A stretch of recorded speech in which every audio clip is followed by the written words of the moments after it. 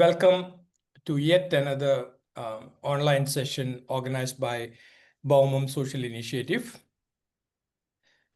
2019 മുതൽ വിദ്യാഭ്യാസം, പരിസ്ഥിതി, സാമൂഹ്യനീതി എന്നീ വിഷയങ്ങളോട് ബന്ധപ്പെട്ട് ആ മേഖലകളിൽ പ്രവർത്തിക്കുന്ന ഒരു രജിസ്റ്റേർഡ് സൊസൈറ്റിയാണ് ബൗമം.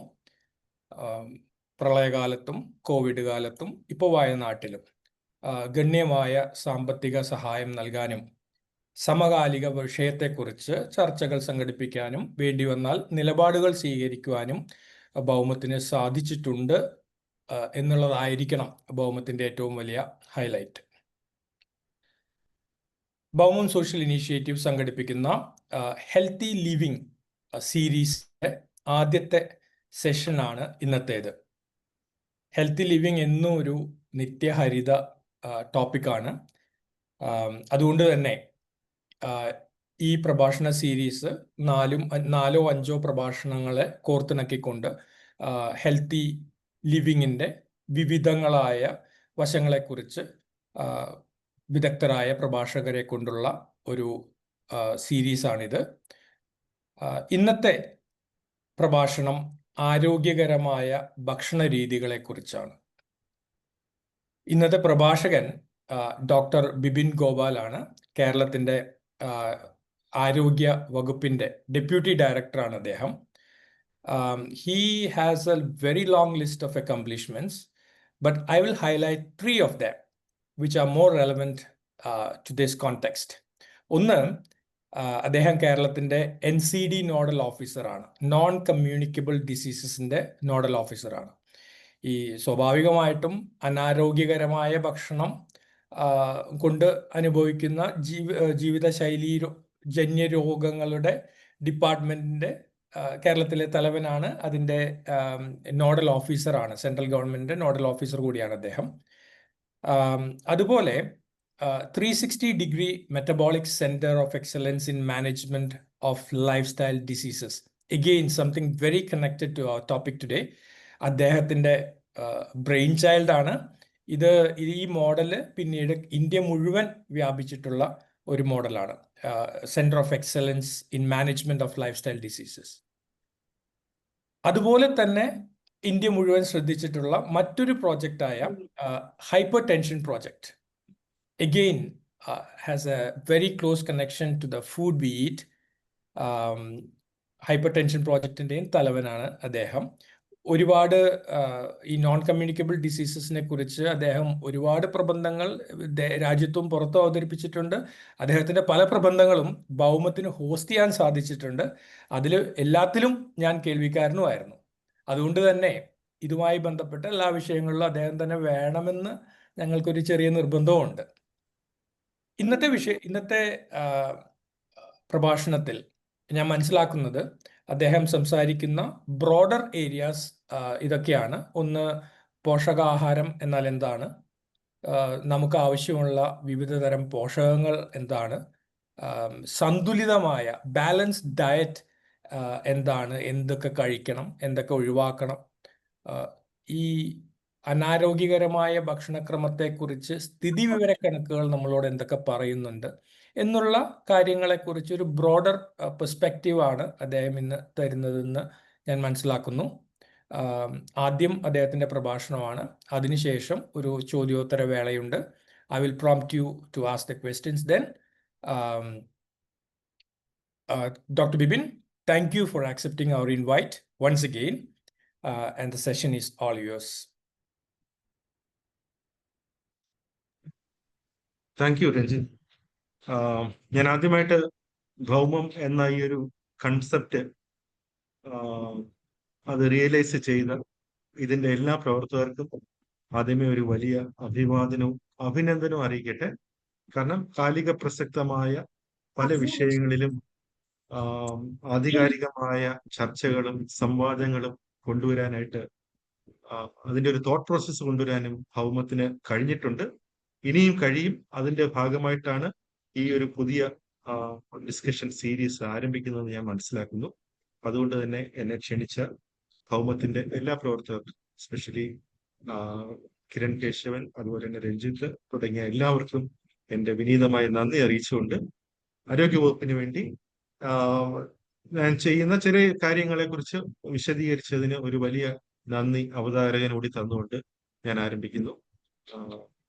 അപ്പൊ നമ്മളിന്ന് ഡീൽ ചെയ്യുന്ന ഒരു ടോപ്പിക് എന്ന് പറഞ്ഞാല് നമ്മുടെ ജീവിതശൈലിയുമായി ബന്ധപ്പെട്ട് കിടക്കുന്ന വലിയൊരു കാര്യമാണ്. പണ്ട് നമ്മൾ ജീവിതശൈലി രോഗങ്ങൾ എന്ന് പറഞ്ഞ ഒരു കാര്യത്തെക്കുറിച്ച് നമ്മൾ ഒട്ടും കൺസേൺഡ് അല്ലായിരുന്നു. നമ്മുടെ എല്ലാവരുടെയും വലിയ വിഷയങ്ങൾ എന്ന് പറഞ്ഞാല് ഒന്ന് പകർച്ചവ്യാധികൾ, പിന്നീട് മാതൃശിശു മരണം, അതുപോലെയൊക്കെയുള്ള ആരോഗ്യ വിഷയങ്ങളായിരുന്നു നമ്മുടെ എല്ലാവരും വളരെയേറെ കൺസേൺഡ് ആയിട്ടുള്ള കാര്യം. പക്ഷെ ലേറ്റർ ഓൺ നമ്മൾ ഈ ഡെത്ത് അനാലൈസ് ചെയ്യാൻ തുടങ്ങിയപ്പോഴത്തേക്ക്, അതുപോലെ തന്നെ മോർബിഡിറ്റി, രോഗാതുരത നമ്മൾ ഐഡന്റിഫൈ ചെയ്യാൻ തുടങ്ങിയപ്പോഴത്തേക്കും, അനലൈസ് ചെയ്യാൻ തുടങ്ങിയപ്പോഴത്തേക്കും, it came to our knowledge that more deaths and more morbidity are occurring due to non-communicable diseases.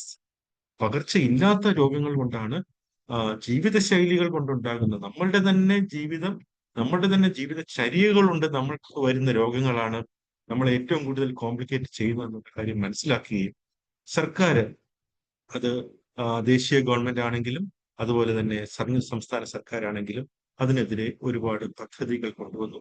അങ്ങനെയുള്ള ഒരു പ്രോഗ്രാമാണ് non communicable disease control programme.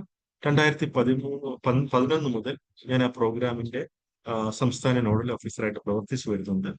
ഒരുപാട് നല്ല ഇനീഷ്യേറ്റീവ്സ് നമുക്ക് വന്നിട്ടുള്ള നമ്മുടെ ഹെൽത്ത് സെക്രട്ടറിമാരുടെയൊക്കെ ദീർഘവീക്ഷണത്തോടുകൂടി, രാജീവ് സദാനന്ദൻ സാറിനെ പോലെയൊക്കെയുള്ള വലിയ വ്യക്തികളുടെയൊക്കെ ദീർഘവീക്ഷണത്തോടുകൂടി ഒരുപാട് നല്ല കാര്യങ്ങൾ നമുക്ക് ഈ മേഖലയിൽ ചെയ്യാൻ കഴിഞ്ഞിട്ടുണ്ട്. പക്ഷെ എന്തുകൊണ്ട് ഇപ്പോഴും നമുക്ക് ജീവിതശൈലി രോഗങ്ങളെ നിയന്ത്രിക്കാൻ സാധിക്കുന്നില്ല എന്ന് ചോദിച്ചു കഴിഞ്ഞാൽ, ഇതിന് കേവലം ഒരു പ്രോജക്റ്റിനപ്പുറം, കേവലം ഒരു പോളിസിക്ക് അപ്പുറം ജനങ്ങൾ കൂടി വിചാരിച്ചെങ്കിൽ മാത്രമേ ജീവിതശൈലി രോഗങ്ങളെ ചെറുക്കുവാൻ നമുക്ക് സാധിക്കുകയുള്ളൂ. എന്തെന്നാൽ നമ്മുടെ ജീവിതചര്യയിൽ നമ്മൾ ഉൾപ്പെടുത്തുന്ന ഭക്ഷണ രീതി, നമ്മൾ ചെയ്യുന്ന വ്യായാമ രീതി, നമ്മൾ അടിപ്പെട്ടു പോകുന്ന അഡിക്ഷൻസ്, ഇതുപോലെയൊക്കെയുള്ള, അതുപോലെ തന്നെ മാനസികമായിട്ടുള്ള പിരിമുറുക്കം, ഇങ്ങനെയുള്ള വിവിധ കാരണങ്ങൾ അത് നിയന്ത്രിക്കണമെങ്കിലും അതിനെ നേർവഴിക്ക് നയിക്കണമെങ്കിലും ഒരു സർക്കാരോ ഒരു പ്രസ്ഥാനമോ ഒന്നും വിചാരിച്ചാൽ പറ്റില്ല. അതിന് വിചാരിക്കേണ്ട ഏറ്റവും അവസാനത്തെ വ്യക്തി എന്ന് പറയുന്നത് നമ്മൾ തന്നെയാണ്. ചുരുക്കത്തിൽ പറഞ്ഞാൽ, നമ്മൾ തന്നെ ക്രിയേറ്റ് ചെയ്യുന്ന നമ്മുടെ ജീവിത രീതികൾ കൊണ്ട് നമ്മൾ തന്നെ നമുക്ക് വരുത്തി വെക്കുന്ന ഒരു കൂട്ടം രോഗങ്ങളാണ് ജീവിതശൈലി രോഗങ്ങൾ എന്ന് പറയുന്നത്. അതിലേക്ക് നയിക്കുന്ന ഏറ്റവും പ്രധാനപ്പെട്ട ഒരു ഘടകമാണ് ഭക്ഷണ രീതി. ഇന്ന് നമ്മൾ അതിനെക്കുറിച്ചിട്ടാണ് സംസാരിക്കാൻ പോകുന്നത്. അപ്പോൾ ഞാൻ ചെയറിന്റെ സമ്മതത്തോടു കൂടി ഞാൻ എൻ്റെ വീഡിയോ ഒന്ന് ഷെയർ ചെയ്യാണ്. Sure.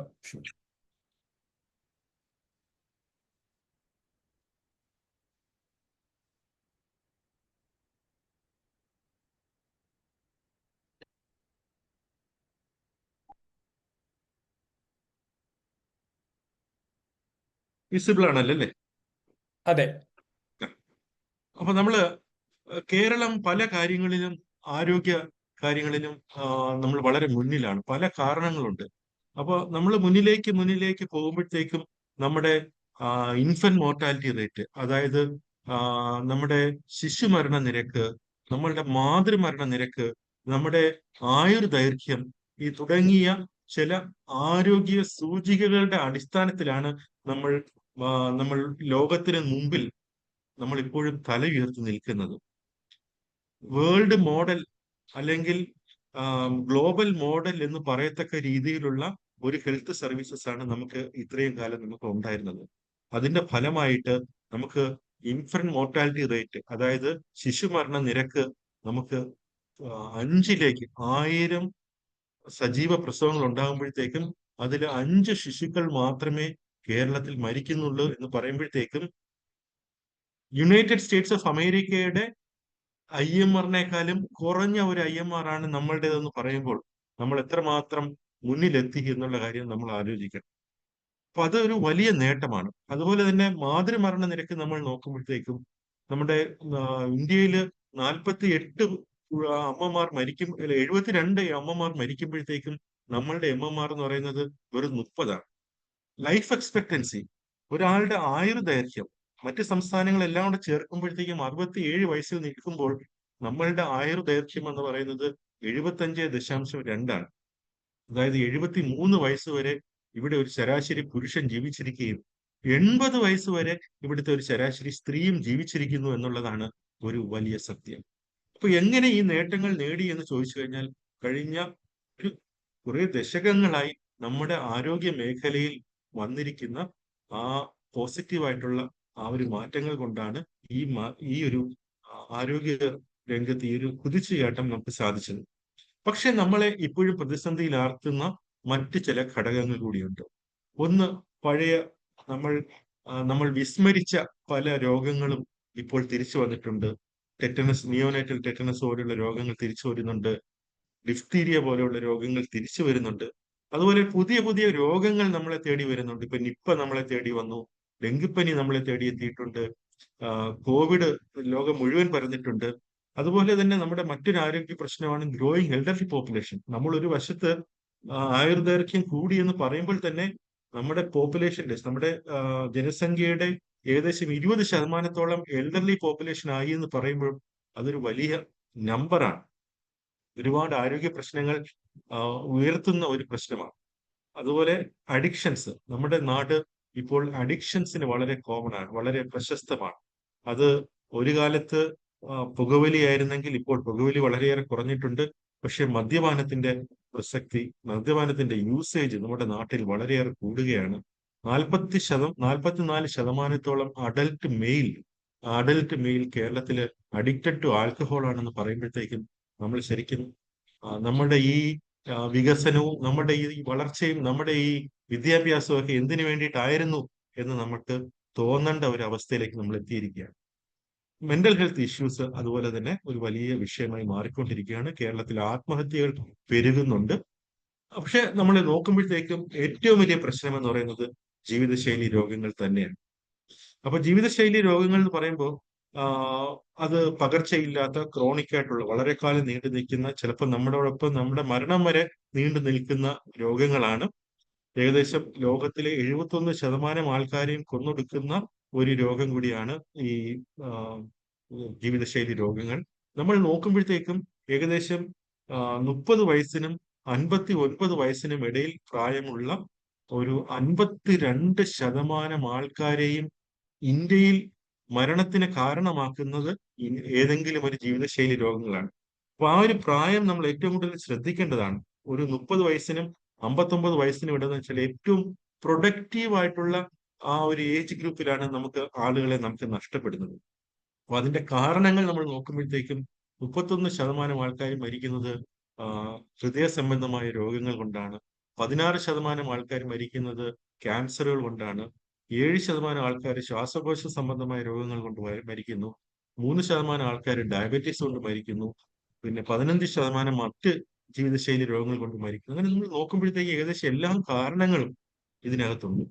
ഇതിലേക്കൊക്കെ നയിക്കുന്ന കാരണങ്ങൾ എന്താണെന്ന് ചോദിച്ചു കഴിഞ്ഞാൽ, നമ്മുടെ കേരളം എന്ന് പറഞ്ഞാൽ എപ്പിഡമിയോളജിക്കൽ ട്രാൻസിഷന്റെ ഏറ്റവും അങ്ങേയറ്റത്ത് നിൽക്കുന്ന ഒരു സംസ്ഥാനമാണ്.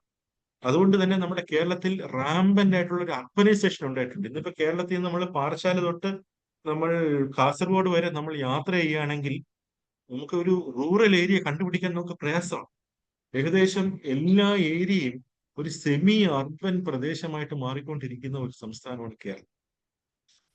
അതുകൊണ്ട് തന്നെ നമ്മുടെ ലൈഫ് സ്റ്റൈലിൽ ഒരുപാട് മാറ്റം വന്നു. പണ്ട് നമ്മൾ വീട്ടിലെ ഭക്ഷണമായിരുന്നു കഴിച്ചുകൊണ്ടിരുന്നതെങ്കിൽ ഇന്ന് നമ്മുടെ ഭക്ഷണ രീതി മാറി. ഇന്ന് നമ്മൾ ഈറ്റിംഗ് ഔട്ട് എന്നുള്ളൊരു പ്രവണതയിലേക്ക് നമ്മുടെ ആൾക്കാർ വരാൻ തുടങ്ങിയിട്ടുണ്ട്. അപ്പൊ ഇത്തരം ഈ ജീവിത സാഹചര്യങ്ങൾ മാറിയപ്പോഴത്തേക്കും നമുക്ക് high prevalence of hyper tension വന്നു. ഇന്ന് കേരളത്തിലെ 42% ആൾക്കാർ ഹൈപ്പർ ടെൻഷന്റെ പിടിയിലാണ്.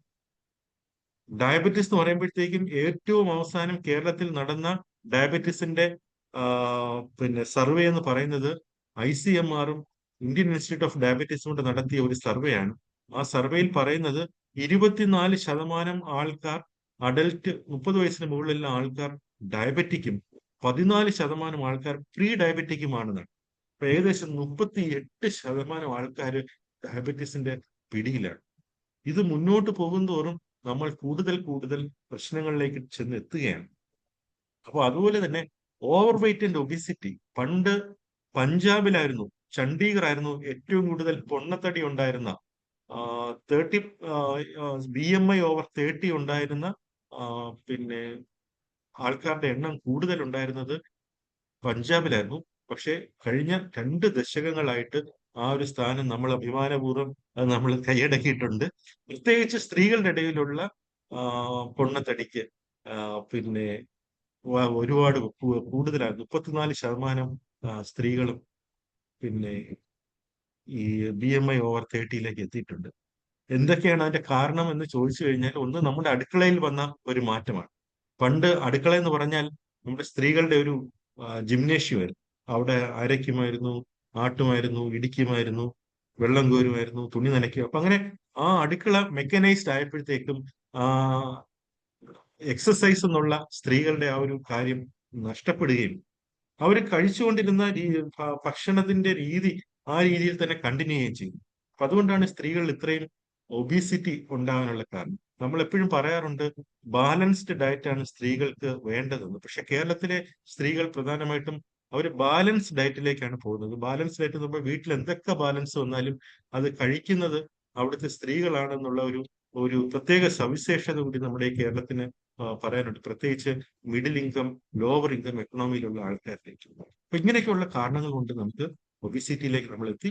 അതുകൊണ്ട് തന്നെ ഹാർട്ട് അറ്റാക്ക് ഏറ്റവും കൂടുതലുള്ള ഒരു സംസ്ഥാനം, യങ് സ്ട്രോക്ക്, പ്രത്യേകിച്ച് യങ് സ്ട്രോക്ക് ഏറ്റവും കൂടുതലുള്ള ഒരു സംസ്ഥാനം, റീനൽ ഡിസീസസ്, കിഡ്നി ഡിസീസസ് ഏറ്റവും കൂടുതലുള്ള ഒരു സംസ്ഥാനം. ഇന്ത്യയിൽ ആരോഗ്യ വകുപ്പിന് കീഴിൽ 112 ഡയാലിസിസ് യൂണിറ്റ് ഉള്ള ഏക സംസ്ഥാനം കേരളമാണ്.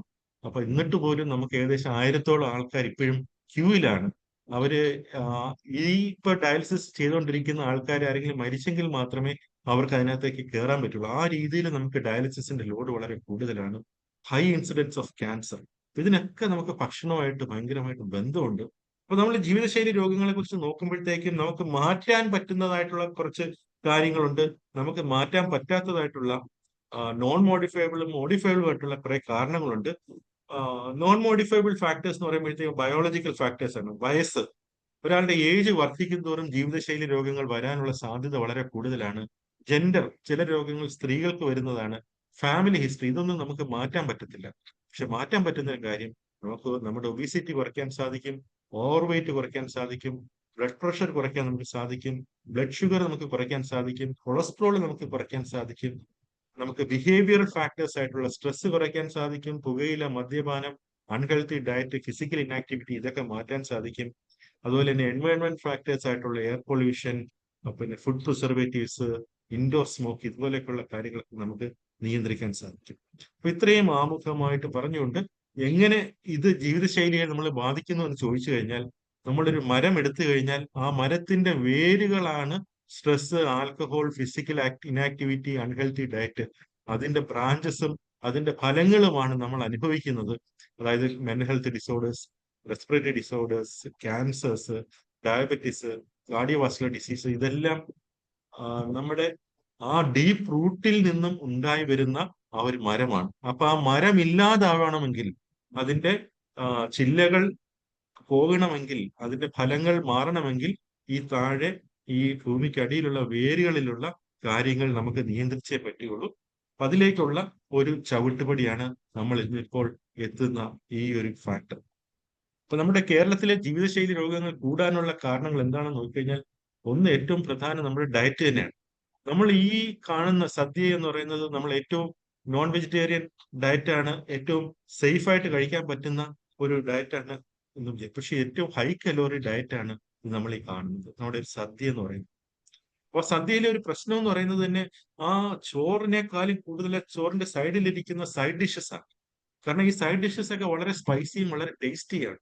അപ്പൊ ഇങ്ങനെയുള്ള സൈഡ് ഡിഷസ് തീർക്കാൻ വേണ്ടി നമ്മൾ കൂടുതലായിട്ട് കഴിക്കുന്നത് ചോറാണ്.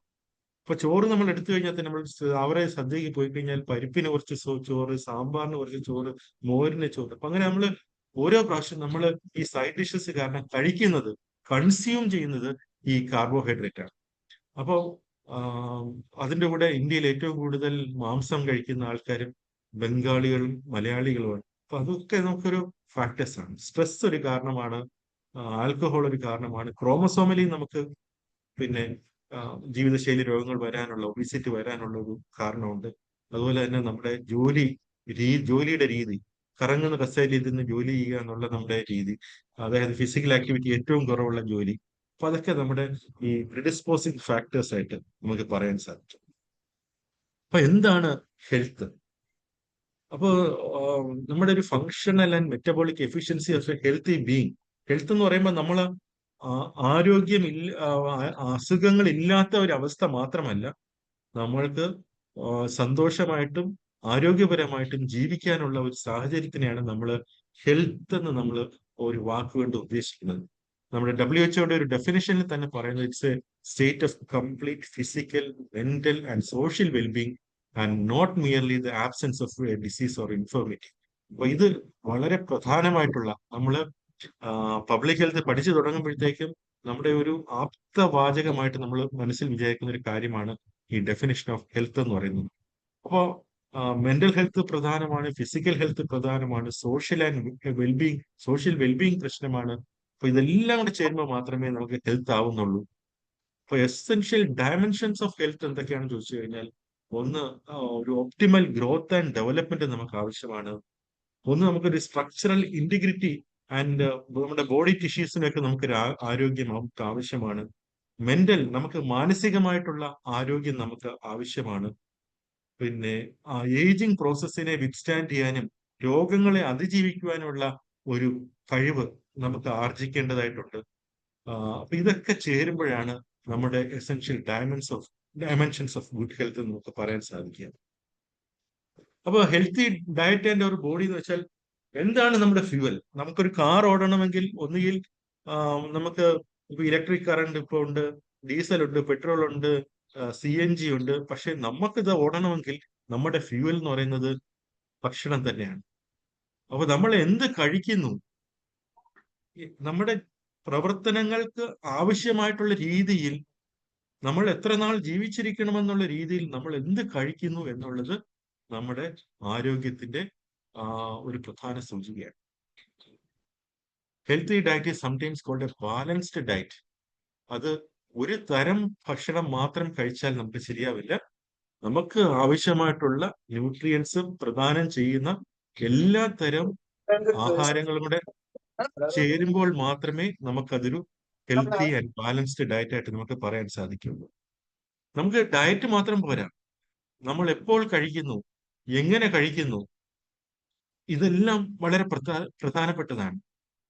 അപ്പൊ നമ്മൾ ഇപ്പോൾ കഴിക്കുന്ന ഭക്ഷണവും നമ്മൾ ഇപ്പോൾ കുടിക്കുന്ന വെള്ളവും എല്ലാം ഇന്നത്തേക്ക് മാത്രമല്ല, നമ്മുടെ ഒരു ഫ്യൂച്ചറിനും കൂടെ ആവശ്യമായിട്ടുള്ള രീതിയിലാണ് നമ്മുടെ ഒരു ഡയറ്റിനെ നമ്മൾ നമ്മൾ അറേഞ്ച് ചെയ്യേണ്ടത്.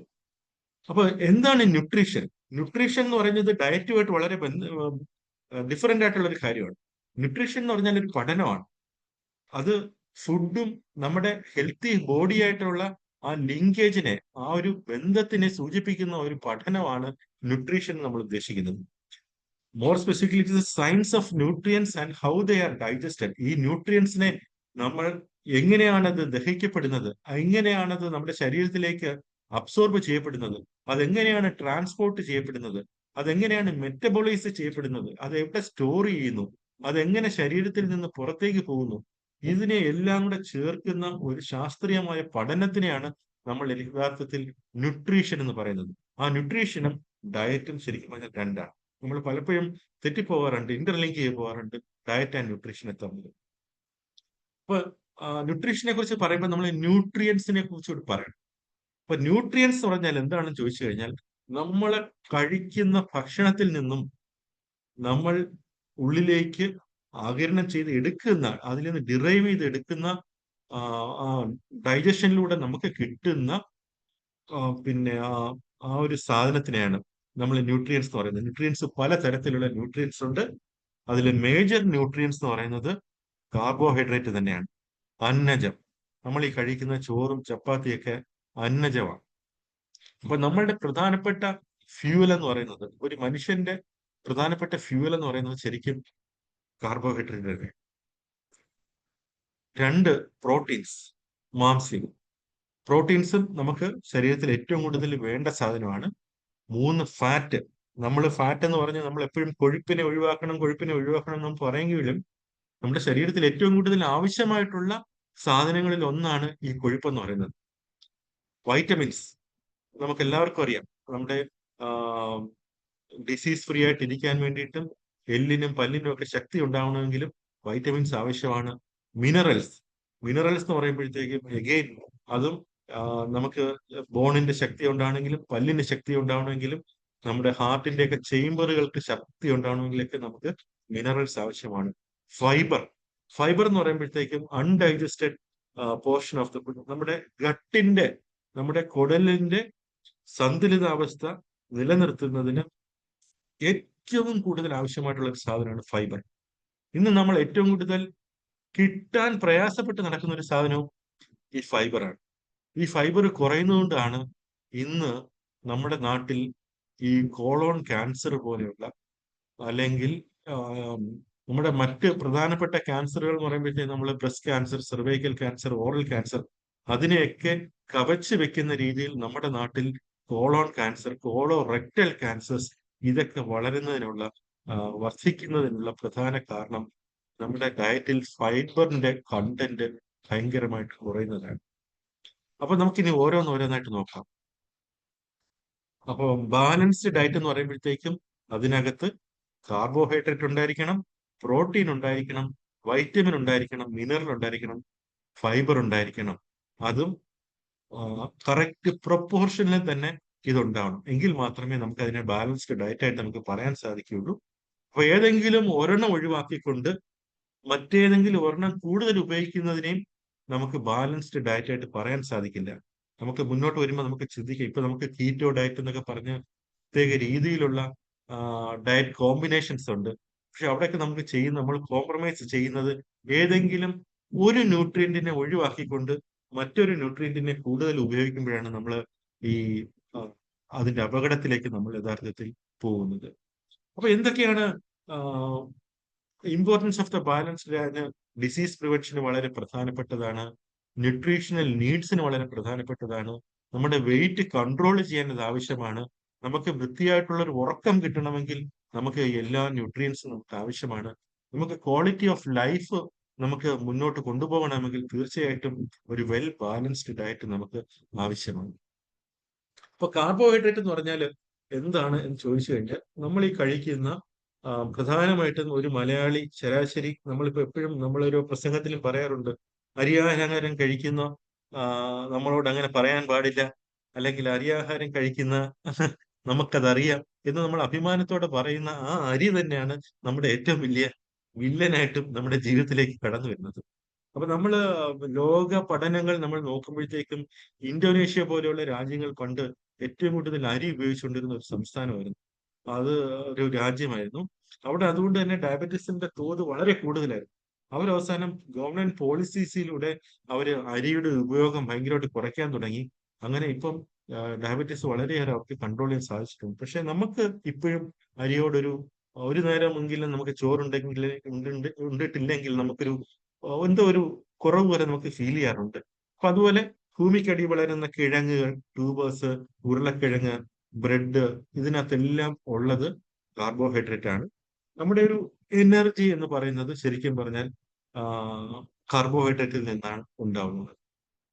ഈ കാർബോഹൈഡ്രേറ്റ് എന്ന് പറഞ്ഞാൽ അത് പെട്ടെന്ന് ഗ്ലൂക്കോസ് ആയിട്ട് മാറാൻ പറ്റുന്നതാണ്. അത് പിന്നെ പ്രോട്ടീൻസോ ഫാറ്റോ നമുക്ക് എനർജി തരുന്നതിനേക്കാളും പെട്ടെന്ന് നമ്മുടെ ശരീരത്തിൽ എനർജി തരാൻ സാധ്യതയുള്ള ഒരു സാധനമാണ് കാർബോഹൈഡ്രേറ്റ്. അതുകൊണ്ട് തന്നെയാണ് നമ്മൾ കാർബോഹൈഡ്രേറ്റ് റിച്ച് ആയിട്ടുള്ള ഒരു ഡയറ്റ് നമ്മൾ കഴിച്ചു കഴിയുമ്പോഴത്തേക്ക് നമുക്ക് സഡൻ ആയിട്ട് നമുക്ക് ഒരു എനർജി ഫീൽ ചെയ്യും. നമുക്ക് അന്നത്തെ ഒരു ദിവസം ആരംഭിക്കുന്നതിന് ഏറ്റവും നല്ല ഒരു കാര്യമാണ് കാർബോഹൈഡ്രേറ്റ് റിച്ച് ഡയറ്റ് എന്നത്. 2 തരത്തിലുള്ള കാർബോഹൈഡ്രേറ്റുകളുണ്ട്. ഒന്ന് കോംപ്ലക്സ് കാർബോഹൈഡ്രേറ്റ് എന്നൊരു സാധനമുണ്ട്, ഒന്ന് സിമ്പിൾ കാർബോഹൈഡ്രേറ്റ് എന്നൊരു സാധനം. അപ്പൊ എന്താണ് കോംപ്ലക്സ് കാർബോഹൈഡ്രേറ്റ് എന്ന് ചോദിച്ചു കഴിഞ്ഞാൽ, അത് സ്റ്റാർച്ച് അല്ലെങ്കിൽ സ്റ്റാർച്ചി ഫുഡിൽ നിന്ന് കിട്ടുന്നതാണ്. അത് നാച്ചുറലായിട്ട് നമുക്ക് പ്രകൃതിദത്തമായിട്ട് നമുക്ക് കിട്ടുന്ന ഫുഡിൽ നിന്നാണ്. അതുപോലെ തന്നെ നമ്മൾ ഉണ്ടാക്കുന്ന പ്രോസസ്ഡ് ഫുഡിനകത്തും ഈ കോംപ്ലക്സ് ആയിട്ടുള്ള കാർബോഹൈഡ്രേറ്റ് ലഭിക്കും. അപ്പൊ നാച്ചുറൽ ഏതാണെന്ന് ചോദിച്ചു കഴിഞ്ഞാൽ തവിടുള്ള അരി, പഴങ്ങള്, nuts, root vegetables, whole grain cereals, pulses, ഇതിനകത്തെല്ലാം നാച്ചുറൽ ആയിട്ടുള്ള കോംപ്ലക്സ് കാർബോഹൈഡ്രേറ്റ്സ് ലഭ്യമാണ്. പ്രോസസ്ഡ് എന്ന് പറയുമ്പോഴത്തേക്കും biscuit, pastries, cake, pizza, white bread, white flour, white rice, maida, ഇതെല്ലാം പ്രോസസ്ഡ് കാർബോഹൈഡ്രേറ്റ് ആണ്.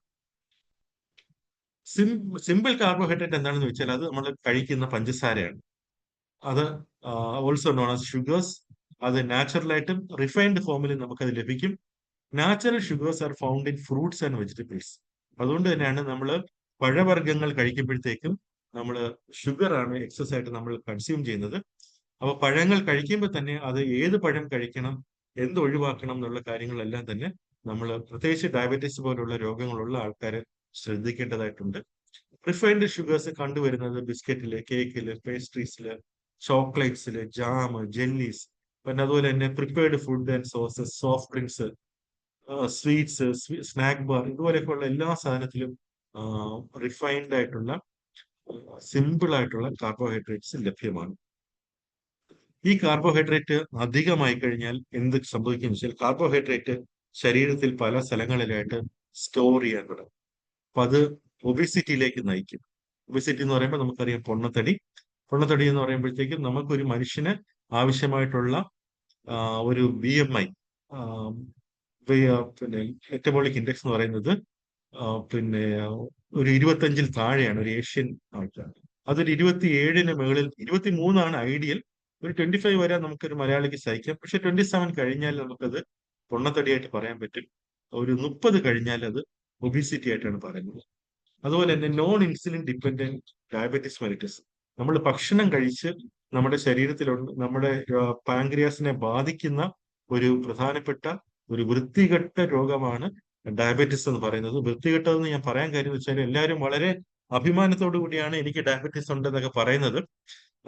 എനിക്ക് ക്ഷയമുണ്ടെന്നോ എനിക്ക് പിന്നെ ലെപ്രസി ഉണ്ടെന്നോ പറയാൻ എല്ലാവർക്കും ഭയങ്കര മടിയാണ്. പക്ഷെ അതൊക്കെ ചികിത്സിച്ചാൽ മാറുന്ന രോഗങ്ങളാണ്.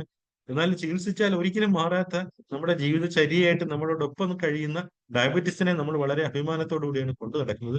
പക്ഷെ നമ്മുടെ ശരീരത്തിലെ ഓരോ അവയവത്തിനെയും പ്രതികൂലമായിട്ട് ബാധിക്കുന്ന ഡയബറ്റിസ് പോലെയുള്ള മറ്റൊരു രോഗമില്ല. ഏത് അവയവം എടുത്തോളൂ അതിൽ ഡയബറ്റീസിന് ഒരു കോംപ്ലിക്കേഷൻ ഉണ്ട്. അപ്പൊ അതുപോലെയുള്ള diabetes, heart disease, cardiovascular diseases ഒക്കെ, ഹാർട്ട് ഫെയിലർ ഉണ്ട്, അതുപോലെ തന്നെ മയോകാർഡിയൽ ഇൻഫാക്ഷൻ, ഹാർട്ട് അറ്റാക്ക് ഉണ്ട്. അതുപോലെയൊക്കെയുള്ള ഹാർട്ട് ഡിസീസിലേക്ക് നയിക്കുന്ന ഒരു പ്രധാനപ്പെട്ട പിന്നെ ഹേതു എന്ന് പറയുന്നത് കാർബോഹൈഡ്രേറ്റ്സ് ആണ്. ഡെന്റൽ കാരീസ്, പല്ല് സംബന്ധമായിട്ടുള്ള, കാരണം ഇത് ഷുഗർ ആയതുകൊണ്ട് തന്നെ നമ്മുടെ ഇനാമലിനെ നശിപ്പിക്കുന്നതിനും ഡെന്റൽ കാരീസ് ഉണ്ടാകുന്നതിനൊക്കെ സാധ്യതയുണ്ട്. അപ്പം കാർബോഹൈഡ്രേറ്റിന്റെ ഉപയോഗം, കാർബോഹൈഡ്രേറ്റ് നമുക്ക് വളരെ ആവശ്യമുള്ള ഒരു സാധനമാണെങ്കിൽ പോലും അത് വളരെ കോഷ്യസ് ആയിട്ട് മാത്രമേ നമ്മൾ കാർബോഹൈഡ്രേറ്റ് ഉപയോഗിക്കുള്ളൂ. അതായത് അരിയാഹാരം എന്ന് പറഞ്ഞ് നമ്മൾ അഭിമാനിക്കാതെ അതിനെ ഒന്ന് നിയന്ത്രിക്കുന്നത് നമുക്ക് നമ്മുടെ ആരോഗ്യത്തിന് ഏറ്റവും നല്ല ഒരു കാര്യമാണ്. പ്രോട്ടീൻസ് എന്താണ് ചെയ്യുന്നത് വെച്ചാൽ, പ്രോട്ടീൻസ് നമ്മുടെ ശരീരത്തിലെ മസിലിനെ ബിൽഡപ്പ് ചെയ്യുന്നതിനും നമ്മുടെ മസിൽസിനെ ഗ്രോത്ത്, അതിന്റെ റിപ്പയർ, അപ്പൊ അങ്ങനെ ശരീരം വളരാനായിട്ട്, മസ്കുലർ ബോഡി വളരാനായിട്ട് ഏറ്റവും ആവശ്യമായിട്ടുള്ള ഒരു സാധനം പ്രോട്ടീനാണ്.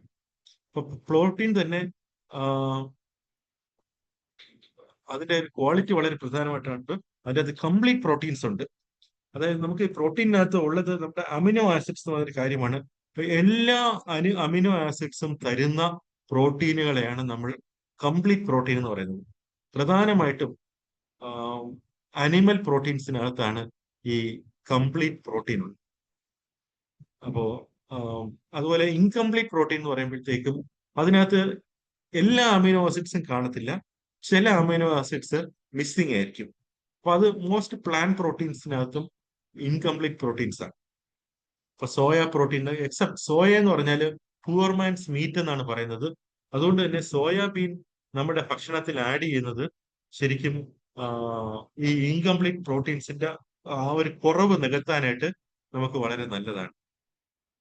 അപ്പോ അതിന് നമുക്ക് ചെയ്യാൻ പറ്റുന്ന ഒരു കാര്യം, ഇൻകംപ്ലീറ്റ് പ്രോട്ടീന്റെ കൂടെ ഒരു കോംപ്ലിമെന്ററി പ്രോട്ടീനും കൂടെ നമ്മുടെ ആ ഡയറ്റിനകത്തൊക്കെ ആഡ് ചെയ്യുകയാണെങ്കിൽ നമുക്കതിനെ കംപ്ലീറ്റ് പ്രോട്ടീൻ ആക്കി നമുക്ക് മാറ്റാൻ സാധിക്കും. അപ്പൊ പ്രോട്ടീന്റെ സോഴ്സസ് ഏതൊക്കെയാണെന്ന് ചോദിച്ചു കഴിഞ്ഞാൽ അതിനകത്ത് മത്സ്യങ്ങളാണ് ഏറ്റവും പ്രധാനപ്പെട്ടത്. അതുപോലെ തന്നെ എഗ്ഗ് ഒരു പ്രധാനപ്പെട്ട കാര്യമാണ്. മിൽക്ക് ആൻഡ് മിൽക്ക് പ്രോഡക്റ്റ് വളരെ പ്രധാനപ്പെട്ടതാണ്. മീറ്റ്, പ്രത്യേകിച്ച് റെഡ് മീറ്റിനകത്ത്, അതുപോലെ പൾസസ്, ദാല്, ഇതിനകത്ത് നട്ട്സ്, ഇതിലൊക്കെ സിറിൽസ്, ഇതിലൊക്കെ തന്നെ ഈ പ്രോട്ടീൻസ് ഉണ്ട്. അപ്പൊ നമ്മൾ ഒരാള് എഗ്ഗ് കഴിക്കാത്ത ഒരാളാണ്, അല്ലെങ്കിൽ മീറ്റ് കഴിക്കാത്ത ഒരാളാണെങ്കിൽ നമുക്ക് അതിനനുസരിച്ച് നമുക്ക് പൾസസ്, ഡാൽസ് കൂട്ടാം, നട്ട്സ് കൂട്ടാം, സിറിയൽസ് കൂട്ടാം. അതിലൂടെ നമുക്ക് ആ ഒരു ഇൻകംപ്ലീറ്റ് പ്രോട്ടീന്റെ ആ ഒരു കുറവ് നമുക്ക് നികത്താനായിട്ട് നമുക്ക് സാധിക്കും. പാലും പാലിന്റെ ഉൽപ്പന്നങ്ങളും നമുക്ക് കൂട്ടാം. അപ്പൊ അങ്ങനെ നമുക്ക് നോൺ വെജിറ്റേറിയനും വെജിറ്റേറിയനും തമ്മിൽ ഏതാണ് നല്ലത് എന്ന് ചോദിച്ചു കഴിഞ്ഞാൽ രണ്ടിലും നല്ല അംശങ്ങളുണ്ട്. അത് നമ്മുടെ ചോയ്സ് ആണ്. നമുക്ക് നോൺ വെജിറ്റേറിയൻ വേണോ, നോൺ വെജിറ്റേറിയൻ വേണ്ടേ എന്നുള്ളത്, വെജിറ്റേറിയൻ വേണമെന്നുള്ളത്. പക്ഷെ രണ്ടാണെങ്കിലും എല്ലാ ന്യൂട്രിയൻസും അതിനകത്ത് അടങ്ങിയിട്ടുണ്ടെന്ന് നമ്മൾ ഉറപ്പാക്കണം. പക്കാ നോൺ വെജിറ്റേറിയനോ പക്കാ വെജിറ്റേറിയനോ നമുക്ക് പറയുമ്പോഴത്തേക്കും ഈ ഇൻകംപ്ലീറ്റ് പ്രോട്ടീൻ കംപ്ലീറ്റ് പ്രോട്ടീൻ ആക്കി മാറ്റണം. അതുപോലെ തന്നെ മറ്റ് ന്യൂട്രിയൻസും കൂടെ ഇതിനകത്ത് വരുന്നുണ്ടെന്നുള്ള കാര്യം നമ്മൾ ഉറപ്പാക്കേണ്ടത്. ഈ ഹൈ പ്രോട്ടീൻ ഡയറ്റ് എപ്പോഴാണ് നമുക്ക് ആവശ്യമായിട്ട് വരുന്നത്? നമുക്ക് സാധാരണ കവിഞ്ഞ് നമുക്ക് ചിലപ്പോൾ നമുക്ക് പ്രോട്ടീന്റെ ആവശ്യകത ഉണ്ടായിരിക്കും. ഇപ്പൊ നമ്മുടെ ശരീരത്തിൽ ഒരു ബേൺസ് ഉണ്ട്, റിപ്പയറിന് വേണ്ടി വരുന്നത് ഈ പ്രോട്ടീനാണ്. അതുകൊണ്ട് തന്നെ ബേൺസ് ഉണ്ടെങ്കിൽ, പനി ഉണ്ടെങ്കിൽ, പ്രോട്ടീൻ എനർജി മാൽന്യൂട്രീഷൻ ഉണ്ടെങ്കിൽ, ഏതെങ്കിലും ഒരു സർജറി നമുക്ക് ചെയ്തിട്ടുണ്ടെങ്കിൽ, നമുക്ക് എന്തെങ്കിലും ഇൻഫെക്ഷൻ ഉണ്ടെങ്കിലൊക്കെ നമ്മൾ കൂടുതലായിട്ട് കഴിക്കേണ്ടത് പ്രോട്ടീൻസ് തന്നെയാണ്. അപ്പൊ നമുക്ക് അവിടെ കാർബോഹൈഡ്രേറ്റിനേക്കാളും അവിടെ നമുക്ക് പ്രാധാന്യം ഉണ്ടാവുന്നത് പ്രോട്ടീന് തന്നെയാണ്. അപ്പൊ ഈ സ്പെഷ്യൽ കണ്ടീഷൻസിൽ ഹൈ പ്രോട്ടീൻ ഡയറ്റ് നമുക്ക് ആവശ്യമാണ്. പിന്നെ ഫാറ്റ് എന്ന് പറയുമ്പോഴത്തേക്കും ഏറ്റവും കൂടുതൽ എനർജി ദായകമായിട്ടുള്ള ഒരു സാധനമാണ് ഫാറ്റ്. നമ്മുടെ സ്കിന്നിനടിയിൽ കാണുന്ന, സബ്ക്യൂട്ടേനിയസ് ആയിട്ട് കാണുന്ന അതെല്ലാം ഫാറ്റ് തന്നെയാണ്. അതുകൊണ്ട് തന്നെയാണ് ഒരുപാട് വണ്ണമുള്ള ആൾക്കാർക്ക് പെട്ടെന്ന് തണുക്കത്തില്ല. കാരണം ഈ തണുപ്പിനെ പ്രതിരോധിക്കുന്നതിനുള്ള ഒരു ഇൻസുലേഷൻ കൂടിയാണ് ഫാറ്റ്. അപ്പൊ സ്കിന്നി ആയിട്ടുള്ള ആൾക്കാർക്ക് പെട്ടെന്ന് തണുക്കാനും വിറയ്ക്കാനും ഒക്കെ തുടങ്ങും. പക്ഷെ വണ്ണമുള്ള ആൾക്കാർക്ക് അത്ര പെട്ടെന്ന് തണുക്കത്തില്ല, ഉളിരത്തില്ല. അപ്പൊ അത് വൈറ്റമിൻസിനെ സൊല്യൂബിൾ ആക്കണമെങ്കിലും നമുക്ക് ഫാറ്റ് നമുക്ക് ആവശ്യമാണ്. അതിൽ രണ്ട് തരത്തിലുള്ള ഫാറ്റ് ഉണ്ട്. സാച്ചുറേറ്റഡ് ഫാറ്റും ഉണ്ട്, പൂരിക കൊഴുപ്പുമുണ്ട്, അപൂരികമായിട്ടുള്ള കൊഴുപ്പുമുണ്ട്. അതിൽ അൺസാച്ചുറേറ്റഡ് കൊഴുപ്പ് എന്ന് പറയുമ്പോഴത്തേക്കും അത് തന്നെ പോളി അൺസാച്ചുറേറ്റഡ് ഉണ്ട്, മോണോ അൺസാച്ചുറേറ്റഡ് ഉണ്ട്. അപ്പൊ സാച്ചുറേറ്റഡ് ഫാറ്റ് എവിടെയൊക്കെയാണ് കാണുന്നത് ചോദിച്ചു കഴിഞ്ഞാൽ cream, cheese, butter, fatty meat, vegetable products such as coconut oil, cotton seed oil, palm oil, chocolate, ഇതുപോലെയുള്ള പ്രിപ്പയർഡ് ഫുഡിനകത്തൊക്കെ തന്നെ സാച്ചുറേറ്റഡ് ഫാറ്റ് കാണാനുള്ള സാധ്യതയുണ്ട്. അതുപോലെ തന്നെ നമ്മൾ അൺസാച്ചുറേറ്റഡ് എടുത്തു കഴിഞ്ഞാൽ അതിനകത്ത് മോണോ അൺസാച്ചുറേറ്റഡ് കൂടുതലായിട്ടുള്ളത് olive oil, rapeseed oil, groundnut ഓയിലിനകത്തൊക്കെയാണ്. പോളി അൺസാച്ചുറേറ്റഡ് ഉള്ളത് സൺഫ്ലവർ ഓയിലും ഓയിലി ഫിഷിനും അതാണ്. അപ്പോൾ പൂരികവും പിന്നെ അൺസാച്ചുറേറ്റഡ് ആയിട്ടുള്ള കൊഴുപ്പ് നമ്മൾ നോക്കിക്കഴിഞ്ഞാൽ നമ്മൾ എപ്പോഴും അഡ്വൈസ് ചെയ്യുന്നത് അൺസാച്ചുറേറ്റഡ് ആയിട്ടുള്ള ഒരു പിന്നെ ഓയിൽ കഴിക്കാൻ വേണ്ടിയിട്ടാണ്. അതുകൊണ്ട് തന്നെയാണ് ഏതാണ് ഏറ്റവും നല്ല എണ്ണ എന്ന് ചോദിച്ചു കഴിഞ്ഞാൽ നമുക്ക് ഒലിവ് ഓയിൽ നമുക്ക് പറയേണ്ടി വരും. അതുപോലെ തന്നെ ബ്രാൻ ഓയിൽ, തവിടിന്റെ എണ്ണ ആണ് നമുക്ക് പറയേണ്ടി വരും.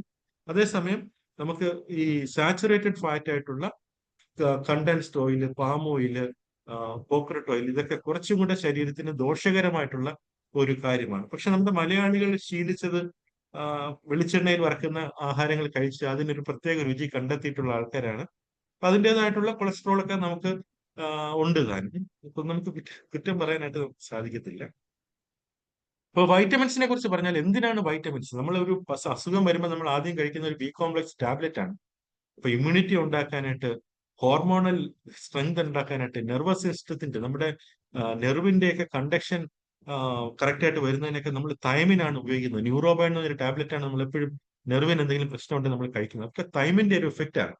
ഇതുപോലെ നമുക്ക് ചിന്തിക്കണമെങ്കിൽ, നമുക്ക് ബൗദ്ധികമായിട്ട് നമുക്ക് പ്രവർത്തിക്കണമെങ്കിലൊക്കെ തന്നെ നമുക്ക് ഏറ്റവും കൂടുതൽ ആവശ്യമായിട്ട് വരുന്നത് വൈറ്റമിൻസ് ആണ്. അത് ഓർഗാനിക് ഇൻ നേച്ചറാണ്. 2 തരം വൈറ്റമിൻസ് ഉണ്ട്. ഫാറ്റിനകത്ത് അലിയുന്ന വൈറ്റമിൻസ് ഉണ്ട്, വാട്ടർ സൊല്യൂബിൾ വൈറ്റമിൻസ് ഉണ്ട്. ഇത് രണ്ടും നമുക്ക് ആവശ്യമായിട്ടുള്ള ഒരു കാര്യമാണ്.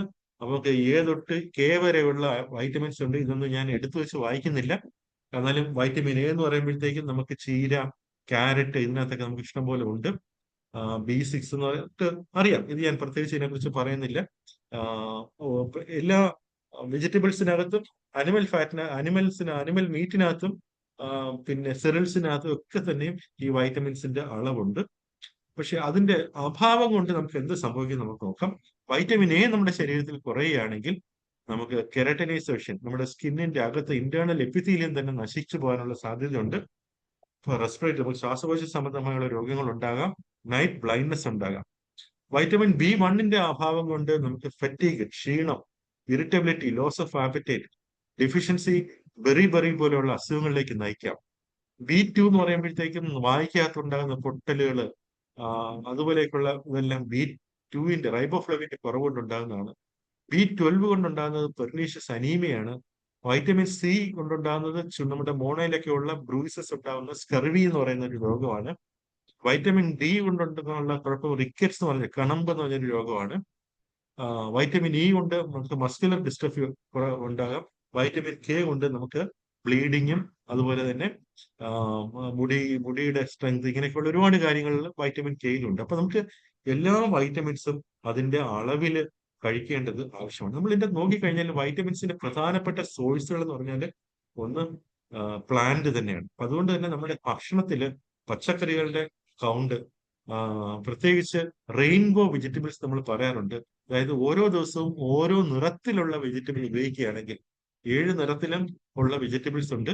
അങ്ങനെ ഇന്നത്തെ ദിവസം ഒരു കളറിലുള്ള പച്ച കളറാണെങ്കിൽ നാളെ വയലറ്റ് കളറ്, മഞ്ഞ കളറ്, റെഡ് കളറ്, അങ്ങനെ പറഞ്ഞിട്ട് നമുക്ക് റെയിൻബോ വെജിറ്റബിൾസ് നമുക്ക് ശീലിക്കാം. മിനറൽസ് അധികം ആരും കേട്ടിട്ടില്ലാത്ത അല്ലെങ്കിൽ അധികം ചിന്തിക്കാത്ത ഒരു കാര്യമാണ് മിനറൽസ്. നമ്മുടെ പല്ലിനും എല്ലിനും പിന്നെ ബ്ലഡിന്റെ ഒക്കെ പിന്നെ ബ്രെയിനിന്റെ ഒക്കെ ഫങ്ഷനിങ് കൂട്ടുന്നതിനൊക്കെ വളരെ ആവശ്യമായിട്ടുള്ള ഒരു സാധനമാണ് മിനറൽ. അതിൽ പ്രധാനപ്പെട്ട മിനറൽ എന്ന് പറയുന്നത് അയൺ, പിന്നെ calcium, sodium, iodine, potassium, phosphorus. അപ്പൊ ഇതെല്ലാം ശരീരത്തിന്റെ, അപ്പൊ അയൺ എന്ന് പറയുമ്പോഴത്തേക്കും ഹീമോഗ്ലോബിനകത്തും മയോഗ്ലോബിനകത്തും ആവശ്യമാണ്. കാൽഷ്യം നമുക്കറിയാം, എല്ലിന്റെയും സ്ട്രെങ്തിന് കാൽഷ്യം ആവശ്യമാണ്. സോഡിയം നെർവ് സെൽസിന്റെ പ്രവർത്തനത്തിന് വളരെ ആവശ്യമാണ്. അയഡിൻ എന്ന് പറഞ്ഞാൽ തൈറോയിഡുമായിട്ട് ബന്ധപ്പെട്ടിട്ടുള്ള ഒരെണ്ണമാണ്. പൊട്ടാസ്യം എന്ന് വെച്ചാൽ ഇലക്ട്രോലൈറ്റ് ഇംബാലൻസ് ഉണ്ടാവാതിരിക്കാനായിട്ടും ഹാർട്ടിന്റെ പ്രവർത്തനം ഏറ്റവും കൂടുതൽ സ്റ്റെബിലൈസ് ചെയ്യുന്നത് പൊട്ടാസ്യമാണ്. ഫോസ്ഫറസ് എന്ന് പറഞ്ഞാൽ നമ്മുടെ പല്ലിലും എല്ലിലും പിന്നെ എനർജി മെറ്റബോളിസത്തിനും ഒക്കെ ആവശ്യമായിട്ടുള്ളതും ഫോസ്ഫറസ് ആണ്. അപ്പോ നമ്മൾ ഇതിന്റെ ഒരു കിലോ കാൽ നമ്മൾ കണക്കാക്കുകയാണെങ്കിൽ ഒരു പിന്നെ 1 ഗ്രാം കാർബോഹൈഡ്രേറ്റ് നമ്മൾ കഴിക്കുകയാണെങ്കിൽ നമുക്ക് 4 കലോറി നമ്മുടെ ശരീരത്തിലേക്ക് എത്തുന്നതാണ്. 1 ഗ്രാം പ്രോട്ടീൻ കഴിച്ചാലും നമുക്ക് 4 കലോറി നമുക്ക് എത്തും. 1 ഗ്രാം ഫാറ്റ് നമ്മൾ കഴിച്ചു കഴിഞ്ഞാൽ 9 കലോറി നമ്മുടെ ശരീരത്തിലേക്ക് എത്തും. അപ്പൊ ഇത് കഴിഞ്ഞിട്ട് നമുക്ക് ഫൈബറിലേക്ക് എത്താം. ഫൈബർ എന്ന് പറഞ്ഞാൽ undigested part of the food which help the intestines to function properly. ഞാൻ നേരത്തെ പറഞ്ഞായിരുന്നു, അതിനകത്ത് 2 ടൈപ്പ് ഫൈബർ ഉണ്ട്. സൊല്യൂബിൾ ഫൈബേഴ്സും ഉണ്ട്, ഇൻസൊല്യൂബിൾ ഫൈബേഴ്സും ഉണ്ട്. സൊല്യൂബിൾ ഫൈബർ എന്ന് പറയുമ്പോഴത്തേക്കും അത് കോളനിൽ ചെന്നിട്ട് പെട്ടെന്ന് തന്നെ അത് ഗ്യാസ് ആയിട്ടോ അത് പിന്നെ മറ്റ് അംശങ്ങളായിട്ടോ മാറിയ ശേഷം അത് ഫിസിയോളജിക്കലി ആക്റ്റീവ് ബൈ പ്രോഡക്ട്സ് ആയിട്ട് മാറുന്നു. അതേസമയം ഇൻസൊല്യൂബിൾ ഫൈബർ എന്ന് പറയുമ്പോഴത്തേക്കും അത് മെറ്റബോളിക്കലി അത് വളരെ അതിന് യാതൊരു റോളും ഇല്ലാത്തൊരു സാധനമാണ്, ഇനേർട്ട് ഒരു സാധനമാണ്. അത് നമ്മുടെ ശരീരത്തിലുള്ള ജലാംശത്തിലേക്ക് വലിച്ചെടുത്തിട്ട് നമ്മുടെ മൂവ്മെന്റ് ഇൻ ദ ഡൈജസ്റ്റീവ് സിസ്റ്റത്തിനെ വളരെ സ്മൂത്ത് ആക്കും. അതുകൊണ്ട് തന്നെ കോൺസ്റ്റിപ്പേഷൻ പോലെയുള്ള പ്രശ്നങ്ങൾ ഉണ്ടാവാതെ വളരെ സ്മൂത്ത് ആയിട്ടുള്ള ഒരു ഡിഫിക്കേഷൻ സാധ്യമാക്കുന്ന കാര്യമാണ് ഈ ഇൻസൊല്യൂബിൾ ഫൈബർ എന്ന് പറയുന്നത്. അതുകൊണ്ട് തന്നെ നമ്മുടെ ഭക്ഷണത്തില് ഫൈബറിന്റെ കണ്ടന്റ് നമ്മൾ ഏറ്റവും കൂടുതൽ വർദ്ധിപ്പിക്കേണ്ടത് വളരെ ആവശ്യമാണ്. ഇപ്പൊ സൊല്യൂബിൾ ഫൈബർ എന്ന് പറയുന്നത് ഈ പ്ലാന്റ് ഫുഡിനകത്തും peas, soybean, other types beans, oats, barley, പിന്നെ ചില പഴവർഗ്ഗങ്ങളിൽ ഫ്രൂട്ട് ജ്യൂസസ്, അപ്പൊ ഇതിനകത്തൊക്കെ തന്നെ ഈ സൊല്യൂബിൾ ഫൈബർ ഉണ്ട്. അതുപോലെ തന്നെ ബ്രോക്കോളി പോലെയുള്ള വെജിറ്റബിൾസ്, ക്യാരറ്റ്, റൂട്ട് ട്യൂബറുകൾ, അതായത് പിന്നെ കപ്പ, പിന്നെ പൊട്ടറ്റോ, റൂട്ട് വെജിറ്റബിൾസ്, ഓണിയൻ, ഇതിനകത്തെല്ലാം തന്നെ പിന്നെ ഇൻസൊല്യൂബിൾ ഫൈബേഴ്സ് ഉണ്ട്. പിന്നെ ഇൻസലേബിൾ ഫൈബർ എന്ന് പറയുമ്പോൾ whole grain food, wheat, corn bran, nuts and seeds, potato skin, flax. നമ്മൾ ഫ്ലാക്സ് സീഡ്സ് ഒക്കെ കഴിക്കുന്നത് ഇപ്പൊ വളരെ കോമൺ ആയിട്ട് നമ്മുടെ എല്ലാ സൂപ്പർ മാർക്കറ്റുകളിലൊക്കെ ഫ്ലാക്സ് സീഡ്സ് ഒക്കെ ഇപ്പൊ നമുക്ക് കിട്ടാറുണ്ട്, സുലഭമായിട്ട് കിട്ടാറുണ്ട്. ഗ്രീൻ ബീൻസ്, കോളിഫ്ലവർ, സെലറി, പിന്നെ അവക്കാഡോ പോലെയുള്ള ഭക്ഷണം. അവക്കാഡോ നമുക്ക് ഏറ്റവും റിച്ച് ആയിട്ടുള്ള ഒരു പഴവർഗ്ഗത്തിൽ ഒന്നാണ് അവക്കാഡോ. നമ്മൾ ശരിക്കും അവക്കാഡോയുടെ പ്രയോജനം മനസ്സിലാക്കി ആൾക്കാർ കൂടുതൽ അവക്കാഡോ കഴിക്കുന്ന ഒരു ശീലത്തിലേക്ക് വരുന്നുണ്ട്. ഇപ്പൊ അതും നമുക്കിപ്പോ അവൈലബിൾ ആണ്. ബനാനസ്, നമ്മളുടെയൊക്കെ ചെറുപ്പകാലത്ത് നമ്മൾ അവക്കാഡോയും പിന്നെ ഇതൊന്നും നമ്മൾ കണ്ടിട്ടില്ലായിരുന്നു. ഈ ഫ്ലാക്സ് സീഡ്സ് ഒന്നും നമ്മൾ കണ്ടിട്ടില്ലായിരുന്നു.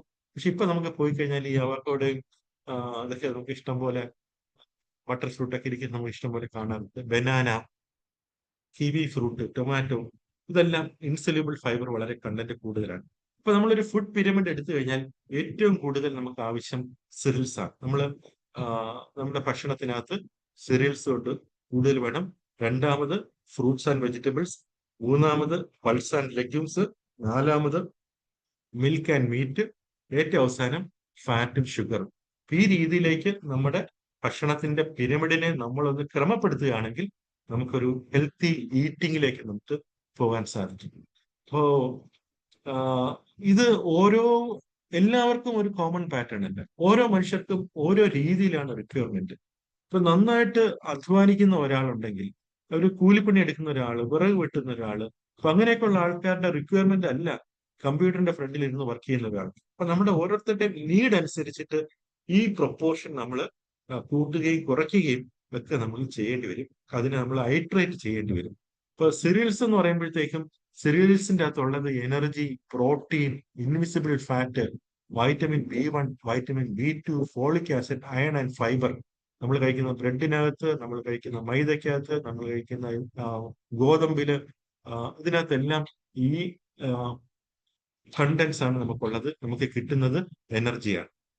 ഫ്രൂട്ട്സ് ആൻഡ് വെജിറ്റബിൾസിനകത്ത് നമുക്ക് കിട്ടുന്നത് carotenoids, vitamin C, vitamin B2, folic acid, calcium, invisible fat, iron, fibre, ഇതെല്ലാം ഫ്രൂട്ട്സ് ആൻഡ് വെജിറ്റബിൾസിൽ നമുക്ക് കിട്ടാറ്.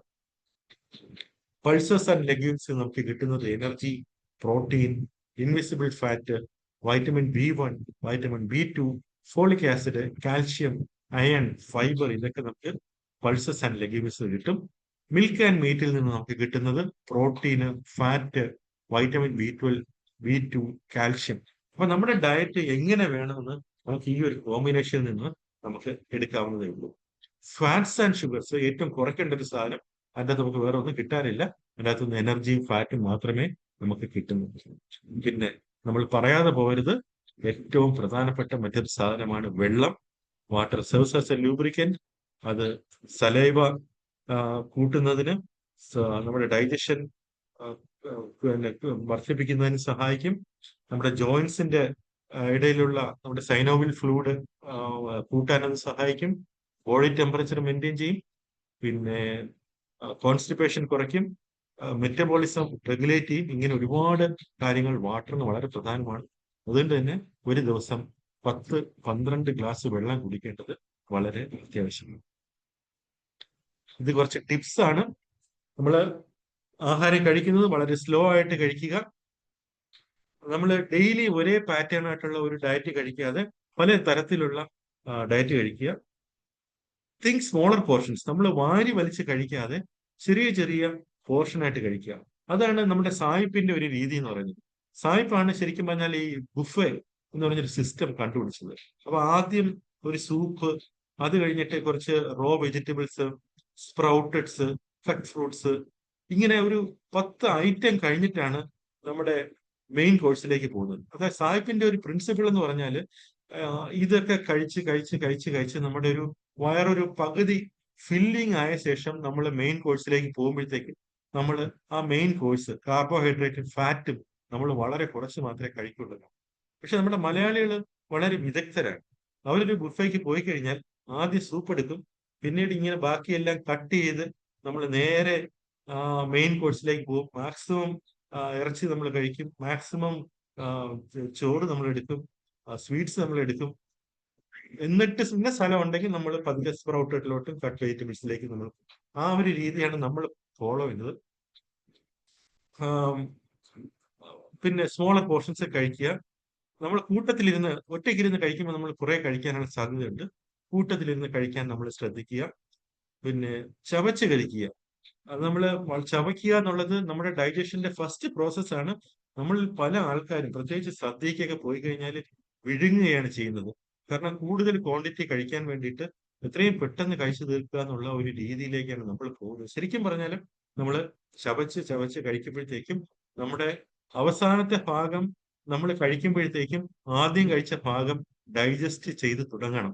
അതാണ് നമ്മുടെ അതിന്റെ ഒരു പ്രിൻസിപ്പിൾ. പിന്നെ ബ്രേക്ക്ഫാസ്റ്റ് ഒരു കാരണവശാലും മുടങ്ങരുത്. കാരണം ബ്രേക്ക്ഫാസ്റ്റ് ആണ് നമ്മുടെ ഫസ്റ്റ് എനർജി നമുക്ക് ശരീരത്തിലേക്ക് തരുന്നത്. അപ്പൊ നമ്മുടെ ബുദ്ധി വികസിക്കണമെങ്കിലും ചിന്തിക്കണമെങ്കിലും ഒക്കെ ബ്രേക്ക്ഫാസ്റ്റ് ഒരിക്കലും മുടങ്ങാൻ പാടില്ല. നമ്മൾ ഒരുപാട് ഭക്ഷണം ഒന്നിച്ച് കഴിക്കുന്നതിനേക്കാളും ഇടസമയങ്ങളിൽ കുറച്ച് കുറച്ച് എന്തെങ്കിലുമൊക്കെ കഴിക്കുന്നതാണ് ഏറ്റവും നല്ലത്. ഞാൻ നേരത്തെ പറഞ്ഞതുപോലെ റെയിൻബോ ഫ്രൂട്ട്സ് ആൻഡ് വെജിറ്റബിൾസ് കഴിക്കുക, പല നിറത്തിലുള്ള ഫ്രൂട്ട്സ് കഴിക്കുക, ഹെൽത്തി കാർബോഹൈഡ്രേറ്റ്സ് കഴിക്കുക, ഹെൽത്തി ഫാറ്റ് കഴിക്കുക, പ്രോട്ടീൻ ക്വാളിറ്റി ഉള്ള പ്രോട്ടീൻ കഴിക്കുക. നമ്മൾ ആവുന്നതും ഷുഗർ ആൻഡ് സോൾട്ട് നമ്മൾ കുറയ്ക്കാൻ ശ്രമിക്കുക. പിന്നെ നമ്മൾ തന്നെ കുക്ക് ചെയ്ത് കഴിക്കുക. നമ്മൾ തന്നെ കുക്ക് ചെയ്ത് കഴിക്കുമ്പോഴുള്ള ഒരു ഗുണം എന്താണെന്ന് വെച്ചാൽ നമ്മൾ കുറച്ചേ ഉണ്ടാക്കുകയുള്ളൂ. രണ്ട്, ഉണ്ടാക്കുന്നത് നമ്മൾ കഴിക്കും. പിന്നെ നമ്മൾ അധികം കഴിക്കത്തുമില്ല. അപ്പൊ അങ്ങനെ ഒരു പ്രത്യേക പിന്നെ കുക്കിങ്ങിന്റെ ഒരു സന്തോഷമുണ്ട്. അപ്പൊ അത് സ്ത്രീകൾക്കെന്നുള്ളത് മാത്രമല്ല പുരുഷന്മാർക്കും അത് ബാധകമാണ്. എനിക്കും അത് ബാധകമാണ്. അപ്പോ പിന്നെ നമുക്ക് RDA ഉണ്ട്, ഞാൻ അതിൽ വിടുകയാണ്. അപ്പൊ നമ്മുടെ ഒരു RDA എന്ന് പറയുന്നത് അത് age, sex, physical work, physiological stress അതനുസരിച്ച് വേണം നമുക്ക് ഒരാളുടെ ഭക്ഷണക്രമം ഒരു ദിവസത്തേക്ക് നമ്മൾ കണക്കാക്കാനായിട്ട്. ന്യൂട്രീഷണൽ അതിന്റെ ഒരു principles of planning A diet എന്ന് പറഞ്ഞാൽ ന്യൂട്രീഷണൽ റിക്വയർമെന്റ് നമ്മൾ കാൽക്കുലേറ്റ് ചെയ്യണം, മീൽ പാറ്റേൺ നമ്മൾ ഫുൾഫിൽ ചെയ്യണം, മെയിൻ പ്ലാനിങ് നമ്മൾ ചെയ്യണം. നാളെ എന്താണ് കഴിക്കേണ്ടത്, ഇന്ന് എന്താണ് കഴിക്കേണ്ടത്, ഒരാഴ്ചത്തേക്ക് നമ്മൾ എന്താണ് കഴിക്കേണ്ടത് എന്നുള്ള കാര്യം നമ്മൾ ഇപ്പോഴേ തീരുമാനിക്കണം. ന്യൂട്രിയൻസ് എല്ലാം ഉണ്ടോ എന്ന് നമ്മൾ നോക്കണം. പിന്നെ ഓരോരുത്തരുടെയും ഇഷ്ടവും അനിഷ്ടവും നമ്മൾ നോക്കണം. വെറൈറ്റി ഫോളോ ചെയ്യണം. നമുക്ക് സെറ്റൈറ്റി, നമുക്ക് വയറ് നിറയുന്നുണ്ടോ നമ്മൾ നോക്കണം. അവൈലബിലിറ്റി ഓഫ് ഫുഡ് നമ്മൾ ഉറപ്പാക്കുകയും വേണം. അപ്പൊ അതുകൊണ്ട് തന്നെ നമ്മൾ എല്ലാ സാധനങ്ങളും വാങ്ങിക്കാതെ നമ്മുടെ വീടിന്റെ ചുറ്റും നമുക്ക് പറ്റുന്ന ഫ്രൂട്ട്സും വെജിറ്റബിൾസും ഒക്കെ വളർത്തി കഴിഞ്ഞാൽ നമുക്ക് കുറെ കാര്യങ്ങൾ നമുക്ക് ആ രീതിയിൽ തന്നെ നമുക്ക് അത് മെയിൻറ്റെയിൻ ചെയ്യാൻ സാധിക്കും.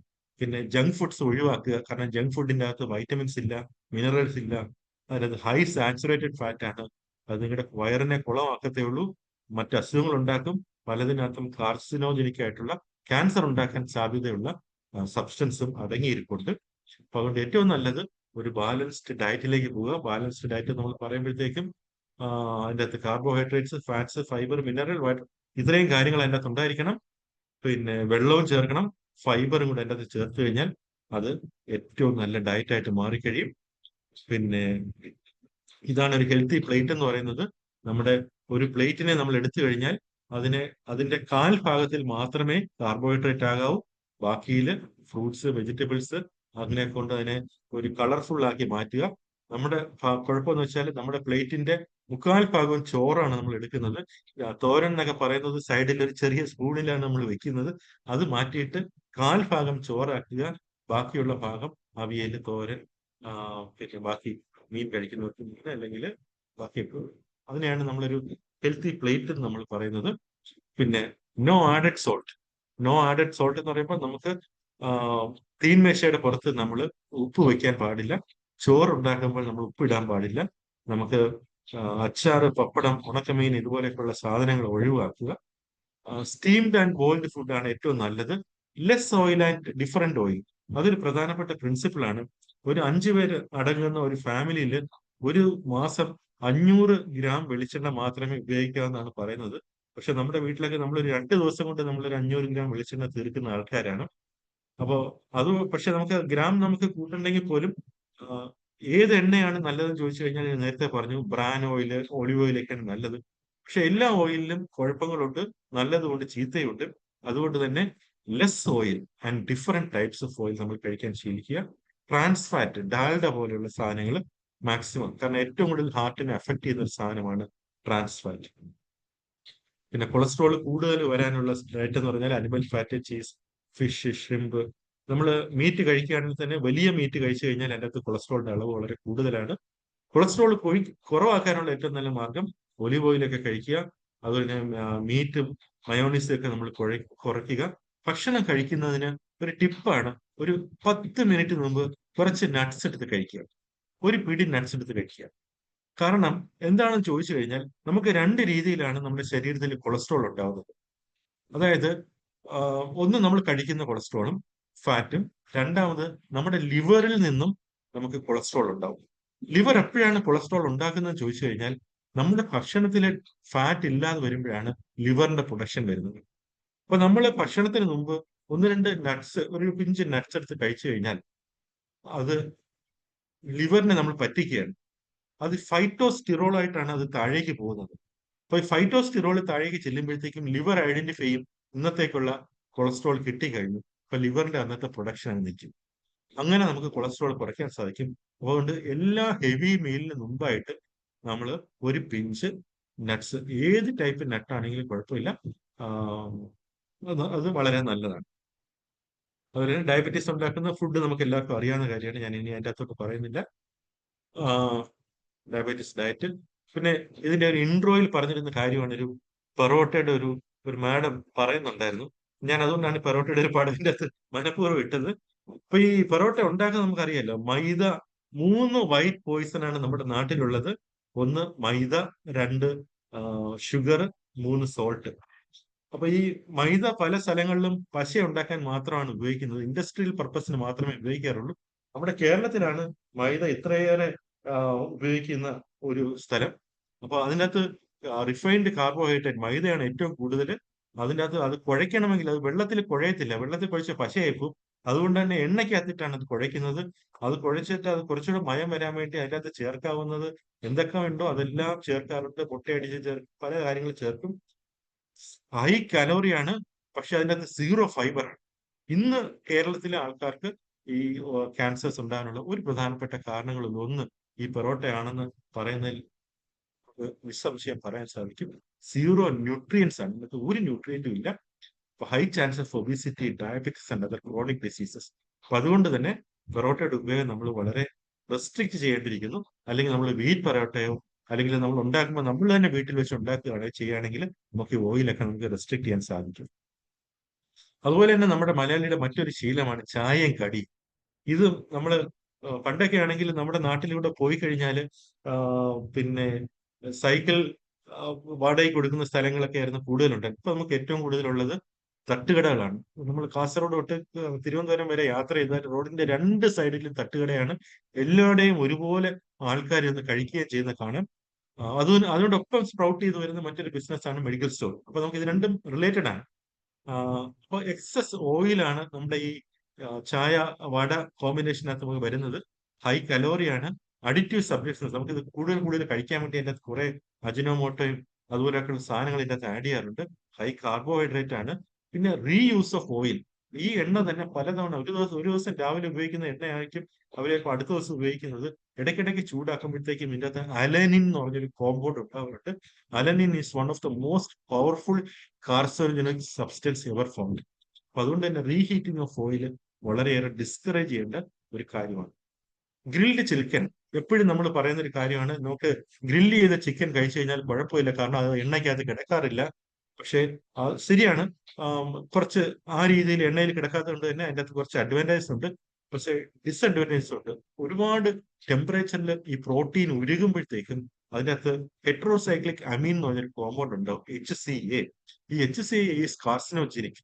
അത് ഓവർ കുക്ക് ചെയ്യുമ്പോഴത്തേക്കും ഇതുപോലെയുള്ള രോഗങ്ങൾ വരാനുള്ള, HCA ചെന്ന് കഴിഞ്ഞാൽ ക്യാൻസർ വരെ, ഇൻഡസ്ട്രിയൽ ക്യാൻസർ വരെ വരാനുള്ള സാധ്യതയുണ്ട്. അപ്പൊ ഇത് റെസ്ട്രിക്ട് ചെയ്യേണ്ട ഒരു കാര്യമാണ്. പിന്നെ നമ്മളൊക്കെ എപ്പോഴും പറയുന്നതാണ് ഫ്രൂട്ട് ജ്യൂസ്. എവിടെ ചെന്നാലും ഫ്രൂട്ട് ജ്യൂസ് ഇഷ്ടംപോലെ കിട്ടാറുണ്ട്. ശരിക്കും പറഞ്ഞാൽ ഒരു ഫ്രൂട്ടിനെ നശിപ്പിക്കുകയാണ് നമ്മളൊരു ഫ്രൂട്ട് ജ്യൂസിലൂടെ ചെയ്യുന്നത്.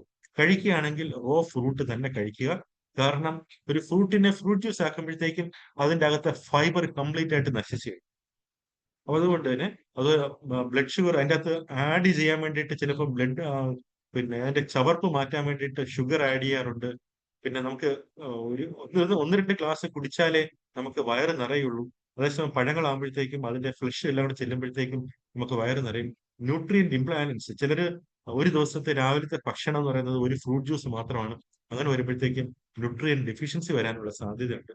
പിന്നെ കീറ്റോ ഡയറ്റ് ഇപ്പൊ പലരും ഫോളോ ചെയ്യുന്ന ഒരു കാര്യമാണ്. സീറോ കാർബ്, അതായത് കാർബോഹൈഡ്രേറ്റിനെ ഒഴിവാക്കിക്കൊണ്ടുള്ള ഒരു ഡയറ്റ്. പക്ഷെ അതും ശരീരത്തിന് ദോഷമാണ്. കാരണം എന്ന് വെച്ചാൽ നമ്മളൊരു പെട്രോൾ എഞ്ചിനകത്ത് നമ്മൾ ഡീസൽ ഒഴിച്ചുകൊണ്ട് പോകുന്നതിന് തുല്യമാണ് അത് കീറ്റോ ഡയറ്റ്. കാരണം നമ്മുടെ ഫ്യൂവൽ എന്ന് പറയുന്നത് കാർബോഹൈഡ്രേറ്റ് തന്നെയാണ്. അത് മാറ്റിയിട്ട് ടോട്ടൽ പ്രോട്ടീനിലേക്ക് പോകുമ്പോഴത്തേക്കും ഡെഫിഷ്യൻസി ഡിസീസസ് ഉണ്ടാകാം. അതുപോലെ കീറ്റോ ഫ്ലൂ എന്ന് പറഞ്ഞൊരു അസുഖം ഉണ്ട്, അതുണ്ടാകാം. കോൺസ്റ്റിപ്പേഷൻ ഉണ്ടാകാം. കൊളസ്ട്രോളിന്റെ അളവ് വളരെയേറെ കൂടാനുള്ള സാധ്യതയുണ്ട്. അപ്പൊ ഇതൊക്കെ ഷോർട്ട് ടൈമിലൊക്കെ ഇത് നല്ലതാണ്. പക്ഷെ ലോങ് ടൈമിൽ കീറ്റോ ഡയറ്റ് യൂസ് ചെയ്യാൻ പാടില്ല. പിന്നെ ഇപ്പൊ ആൾക്കാർ വളരെയേറെ ഹെൽത്ത് കോൺഷ്യസ് കൂടി ഇപ്പം വേ പ്രോട്ടീൻ ഒക്കെ നമ്മൾ ചില കടകളിലൊക്കെ ചെന്ന് അടുക്കി നിരത്തിയിരിക്കുന്നതാണ്. യുവാക്കളുടെ ഇടയിലാണ് ഇതിന് ഏറ്റവും കൂടുതൽ പ്രാധാന്യമുള്ളത്. പക്ഷെ പലപ്പോഴും ഈ വേ പ്രോട്ടീൻസ് ക്വാളിറ്റി വൈസ് വളരെ മോശമാണ്. അതിനകത്ത് ഹെവി മെറ്റൽസ്, ലെഡ് തുടങ്ങിയിട്ടുള്ള സാധനങ്ങളൊക്കെ ഉണ്ട്. അതിന് അമിനോ ആസിഡ് ഇംബാലൻസ് ഉണ്ടാക്കും. ഇതിൻ്റെ അകത്ത് അഡിറ്റീവ്സ് കുറെ സാധനങ്ങൾ ചേർക്കാറുണ്ട്. ഇൻഡൈജഷൻ ഉണ്ടാക്കും, ന്യൂട്രിയൻ ഡെഫിഷ്യൻസി ഉണ്ടാക്കും. ഇങ്ങനെയൊക്കെയുള്ള ഒരുപാട് പ്രശ്നങ്ങളുണ്ട്. ഇതൊക്കെയാണ് കോമൺ ആയിട്ട് എനിക്ക് പറയാനുള്ള കാര്യം. ആ കൂട്ടത്തിൽ ഫിസിക്കൽ ആക്ടിവിറ്റി നമുക്ക് ആവശ്യമാണ്. എക്സസൈസ്, സെഡൻഡറി ലൈഫ് സ്റ്റൈൽ നമുക്ക് നല്ലതല്ല. സ്മോക്കിങ്, ആൽക്കഹോളിസം ഒക്കെ ഒഴിവാക്കുക.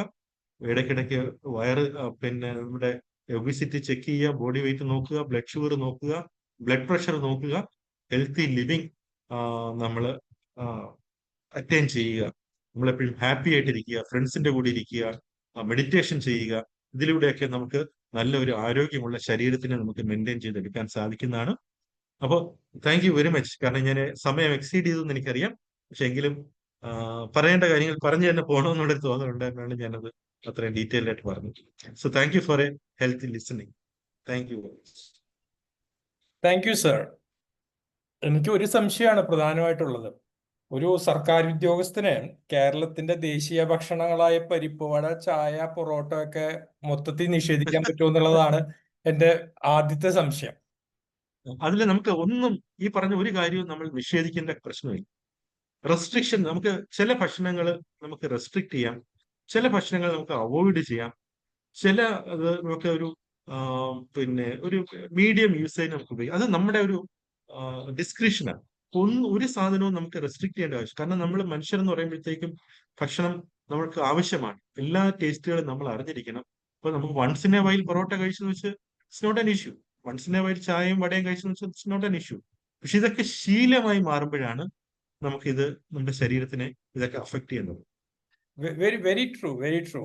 ഇപ്പം പരിപ്പോടെ ഇല്ലാതെ 4 മണി കഴിയാത്ത ഒരു അവസ്ഥയിലേക്കൊക്കെ നമ്മൾ മാറി കഴിഞ്ഞു. സർ, കുറച്ച് ചോദ്യങ്ങൾ കൂടെ ഉണ്ട്, ഓഡിയൻസിൽ നിന്ന് വന്നതും എന്റേതുമായിട്ടുള്ള ചോദ്യങ്ങൾ. I remember you mentioning high protein food for fever. ഈ ഫീവർ എന്ന് ഉദ്ദേശിക്കുന്നത് ഇൻഫ്ലുവൻസ ടൈപ്പ് ഫീവർ ആണോ അതോ ഏത്? Any type of fever. കാരണം ഫീവർ വരുമ്പോഴത്തേക്കും നമ്മുടെ ബോഡിക്ക് റിപ്പയർ ആവശ്യമാണ്.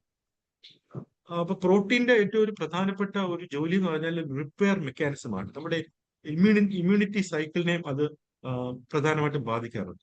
അപ്പൊ ബേൺസ് വരികയാണെങ്കിൽ, ഇഞ്ചറി വരികയാണെങ്കിൽ, പോസ്റ്റ് ഓപ്പറേറ്റീവ് ആയിട്ട്, അതുപോലെ തന്നെ ഹൈ ഫീവർ, ഇപ്പൊ ന്യൂമോണിയ പോലെ ഒരു അസുഖം വന്നു കഴിഞ്ഞാൽ നമ്മുടെ ഇമ്മ്യൂൺ സിസ്റ്റം നമ്മൾ ഡൗൺ ആയിട്ട് പോകാൻ സാധ്യതയുണ്ട്.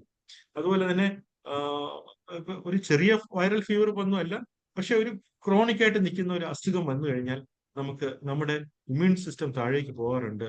നമ്മുടെ ടിഷ്യൂ ഗ്രോത്ത് അതിനെ അഫക്ട് ചെയ്യാറുണ്ട്. അപ്പൊ അതിനെയൊക്കെ ഒന്ന് അപ്പാക്കാൻ വേണ്ടിയിട്ട് നമുക്ക് പ്രോട്ടീൻസ്, ഹൈ പ്രോട്ടീൻസ് നമുക്ക് ആവശ്യമാണ്.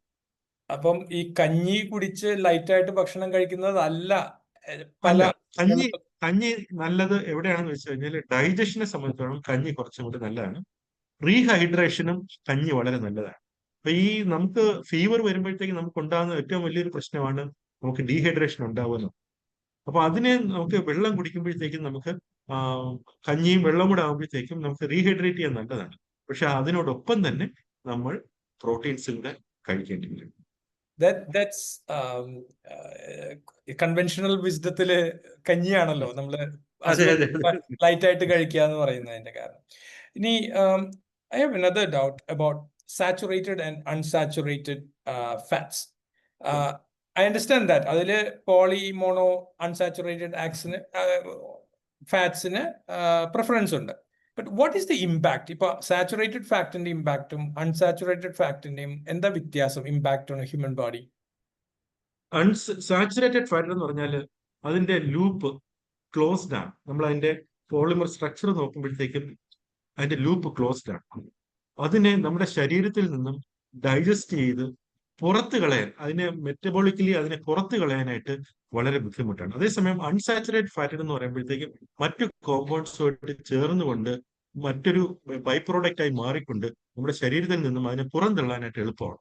അപ്പൊ ഈ സാച്ചുറേറ്റഡ് ഫാറ്റ് നമ്മൾ കഴിക്കുമ്പോൾ ഒരു കുഴപ്പമെന്ന് പറയുന്നത് ഇതിന്റെ സൈഡ് ഇഫക്ട്സ്, എണ്ണ കൊണ്ടുള്ള സൈഡ് ഇഫക്ട്സ് ശരീരത്തിൽ നീണ്ടു നിൽക്കാനായിട്ട് സാധ്യത കൂടുതലാണ്. അതുകൊണ്ട് തന്നെ അതുകൊണ്ടുള്ള കാർഡിയോവാസ്കുലർ ഇഫക്ട്സ്, പിന്നെ നമ്മുടെ ബ്ലഡിന്റെ സർക്കുലേഷനിലുള്ള കുഴപ്പങ്ങൾ, ഇതൊക്കെ ലോങ് സ്റ്റാൻഡിങ്ങിലാണ് നമുക്ക് വരുന്നത്. നമ്മുടെ എണ്ണ നമ്മൾ കുറച്ച് നമ്മുടെ ശരീരത്തിൽ ചെന്ന ശേഷം അത് മറ്റു കോമ്പൗണ്ട്സുമായിട്ട് ചേർന്നിട്ട് അത് പെട്ടെന്ന് ശരീരത്തിന് പുറത്തേക്ക് പോവുകയാണെങ്കിൽ ആ എണ്ണയുടേതായിട്ടുള്ള ദൂഷ്യങ്ങൾ നമ്മുടെ ശരീരത്തിൽ നിലനിൽക്കുന്നത് വളരെ കുറവായിരിക്കും. അതുകൊണ്ട് തന്നെയാണ് സാച്ചുറേറ്റഡ് ഫാറ്റ് ആകുമ്പോഴത്തേക്കും അത് ശരീരത്തിൽ തന്നെ നിലനിൽക്കാനുള്ള സാധ്യതയുണ്ട്. അതുകൊണ്ട് തന്നെ അതിന്റെ കോംപ്ലിക്കേഷൻസ് നമ്മുടെ ശരീരത്തിൽ കൂടാനുള്ള സാധ്യതയുണ്ട്. ഇതിനേക്കാളും പ്രശ്നമാണ്, ഏറ്റവും പ്രശ്നമുള്ള സാധനമാണ് ട്രാൻസ് ഫാറ്റ്.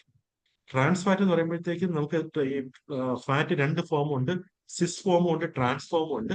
അതിൽ ട്രാൻസ് ഫോമിലുള്ള ഒരു ഫാറ്റ് ടൈപ്പ് ഓഫ് ഫാറ്റ് ആണ് എണ്ണ ചൂടാക്കി തണുപ്പിച്ചിട്ട് എടുക്കുന്ന സാധനമാണ് വനസ്പതി എന്ന് പറയുന്നത്. നമ്മള് ഈ പല കുക്കീസും പലതരത്തിലുള്ള ചപ്പാത്തി ആണെങ്കിലും ശരി, സമോസ ആണെങ്കിലും ശരി, ആ മാവ് സോഫ്റ്റൻ ചെയ്യാനായിട്ട് ഉപയോഗിക്കുന്ന ഒരു സാധനമാണ് ട്രാൻസ് ഫാറ്റ്. പക്ഷെ ട്രാൻസ് ഫാറ്റ് വൺസ് നമ്മുടെ ശരീരത്തിൽ കടന്നു കഴിഞ്ഞാൽ അത് പോകില്ല. അപ്പൊ അതുകൊണ്ട് തന്നെ ഏറ്റവും ഡേഞ്ചറസ് ആയിട്ടുള്ള ഒരു സാധനം ട്രാൻസ് ഫാറ്റ് ആണ്. ഈ സാച്ചുറേറ്റഡിനേക്കാളും അൺസാച്ചുറേറ്റഡിനേക്കാളും അപകടം ട്രാൻസ് ഫാറ്റ് ആണ്. അതുകൊണ്ട് തന്നെ നമ്മൾ പറയാറുണ്ട്, നമ്മളൊരു ഡാൽഡ കൊണ്ട് ഉണ്ടാക്കിയ ഒരു ചപ്പാത്തി കഴിക്കുന്നതിനേക്കാളും നല്ലത് ഒരു ചിക്കൻ കറി കഴിക്കുന്നതാണ്. കാർഡിയോവാസ്കുലർ ഹെൽത്ത് നോക്കിക്കഴിഞ്ഞാൽ ട്രാൻസ് ഇസ് മോസ്റ്റ് ഡേഞ്ചറസ്. ഡാൽഡയുടെ ഉപയോഗം പൊതുവെ കുറഞ്ഞതായിട്ട് തോന്നുന്നുണ്ടോ? കുറയുന്നുണ്ട്. ഇപ്പൊ ഈ ഒരു അമേരിക്ക പോലെയുള്ള രാജ്യങ്ങളിൽ ട്രാൻസ് ഫാറ്റ് ഫ്രീ ആണ്. അവിടെ 0 ട്രാൻസ് ഫാറ്റ് ആണ്. അഥവാ വേണ്ടി വന്നാൽ പോലും 1% താഴെ മാത്രമേ അവിടെ പാടുള്ളൂ എന്നാണ്. വളരെ സ്ട്രിക്റ്റ് ആണ് ആ ഒരു കാര്യത്തില്. അതുപോലെ തന്നെ ഇപ്പൊ നമ്മൾ ഇന്നത്തെ വാർത്ത കണ്ടിരുന്നു, ഇപ്പൊ അമേരിക്കയിലേക്ക് നമുക്ക് വിസ കിട്ടണമെങ്കിൽ ഇനി എനിക്കൊന്നും പോകാൻ പറ്റത്തില്ല. കാരണം ഒബിസിറ്റി പാടില്ല, പിന്നെ അതുപോലെ ഷുഗർ പാടില്ല, കാർഡിയോവാസ്കുലർ ഡിസീസസ് പാടില്ല എന്നൊക്കെയാണ് ഇപ്പം അവരുടെ വിസ നിയമങ്ങൾ വരെ ഇപ്പൊ വരാൻ പോവാണ്. അപ്പൊ അതുപോലെ അവര് ഡെവലപ്ഡ് നേഷൻസിലെല്ലാം ട്രാൻസ് ഫാറ്റ് അവർ ഏകദേശം ഒഴിവാക്കി കഴിഞ്ഞു. പക്ഷെ ഇന്ത്യയിലും റെഗുലേഷൻസ് ഉണ്ട്. 5% താഴെ മാത്രമേ ട്രാൻസ് ഫാറ്റ് ചെയ്യാവെന്ന് പറയുന്നുണ്ട്. പക്ഷെ അതിന് യാതൊരു ചെക്കിംഗ് മെക്കാനിസവും നമ്മുടെ നാട്ടിൽ നിലവിലില്ല. Okay. Another question is relating the quality of proteins. നമ്മൾ high quality, low quality proteins എന്ന് പറയുമ്പോൾ എന്താണ് ബേസിക്കലി അതുകൊണ്ട് ഉദ്ദേശിക്കുന്നത്? ഏതൊക്കെയാണ് ഹൈ ക്വാളിറ്റി പ്രോട്ടീൻ ഭക്ഷണങ്ങള്? ക്വാളിറ്റി ഓഫ് പ്രോട്ടീൻ നമ്മൾ ഉദ്ദേശിക്കുന്നത് ശരിക്കും പ്ലാന്റ് പ്രോട്ടീനകത്തും പിന്നെ അതുപോലെ തന്നെ അനിമൽ പ്രോട്ടീനകത്തും കണ്ടന്റ് സെയിം ആണ്. അപ്പൊ അതിൽ തന്നെ നമുക്ക് വി ക്യാൻ ചൂസ്. നമുക്ക് പ്രത്യേകിച്ച് ഈ സിന്തറ്റിക് പ്രോട്ടീൻസ് ആകുമ്പോഴാണ് ഇതിന്റെ ഏറ്റവും വലിയ പ്രശ്നം വരുന്നത്. സിന്തറ്റിക് പ്രോട്ടീൻ വരുമ്പോഴത്തേക്കും അവര് ഈ പ്രോട്ടീൻ പ്ലാന്റ്, നമുക്ക് വേ എന്ന് പറഞ്ഞ പ്ലാൻ പ്രോട്ടീൻ അവരെടുത്തിട്ട് അതിന്റെ ഒരു ചെറിയ ശതമാനം മാത്രമേ വേ കാണുള്ളൂ. ബാക്കിയെല്ലാം അഡിക്റ്റീവ്സ് വെച്ചിട്ട് ഇൻക്ലൂഡ് ചെയ്തുകൊണ്ടാണ് ഇതിന്റെ ക്വാളിറ്റി അവർ കോംപ്രമൈസ് ചെയ്യുന്നത്. അതുപോലെ തന്നെ നമുക്കിപ്പം നമ്മുടെ റെഗുലർ ഫുഡ് സെലക്ട് ചെയ്യുകയാണെങ്കിലും നമുക്ക് ഏറ്റവും നല്ല വെജിറ്റബിൾസ് നമ്മൾ ചൂസ് ചെയ്യുക, ഏറ്റവും നല്ല ഫിഷ് നമ്മൾ ചൂസ് ചെയ്യുക, ഏറ്റവും നല്ല പിന്നെ മീറ്റ് നമ്മൾ ചൂസ് ചെയ്യുക. അപ്പൊ നമുക്ക് അതിന്റെ ക്വാളിറ്റി നമുക്ക് മെയിൻറ്റെയിൻ ചെയ്യാൻ സാധിക്കും. Rather than going for cheap alternatives, എപ്പോഴും നല്ല ക്വാളിറ്റിയുള്ള സാധനങ്ങൾ തന്നെ നമ്മൾ ഉപയോഗിക്കുക.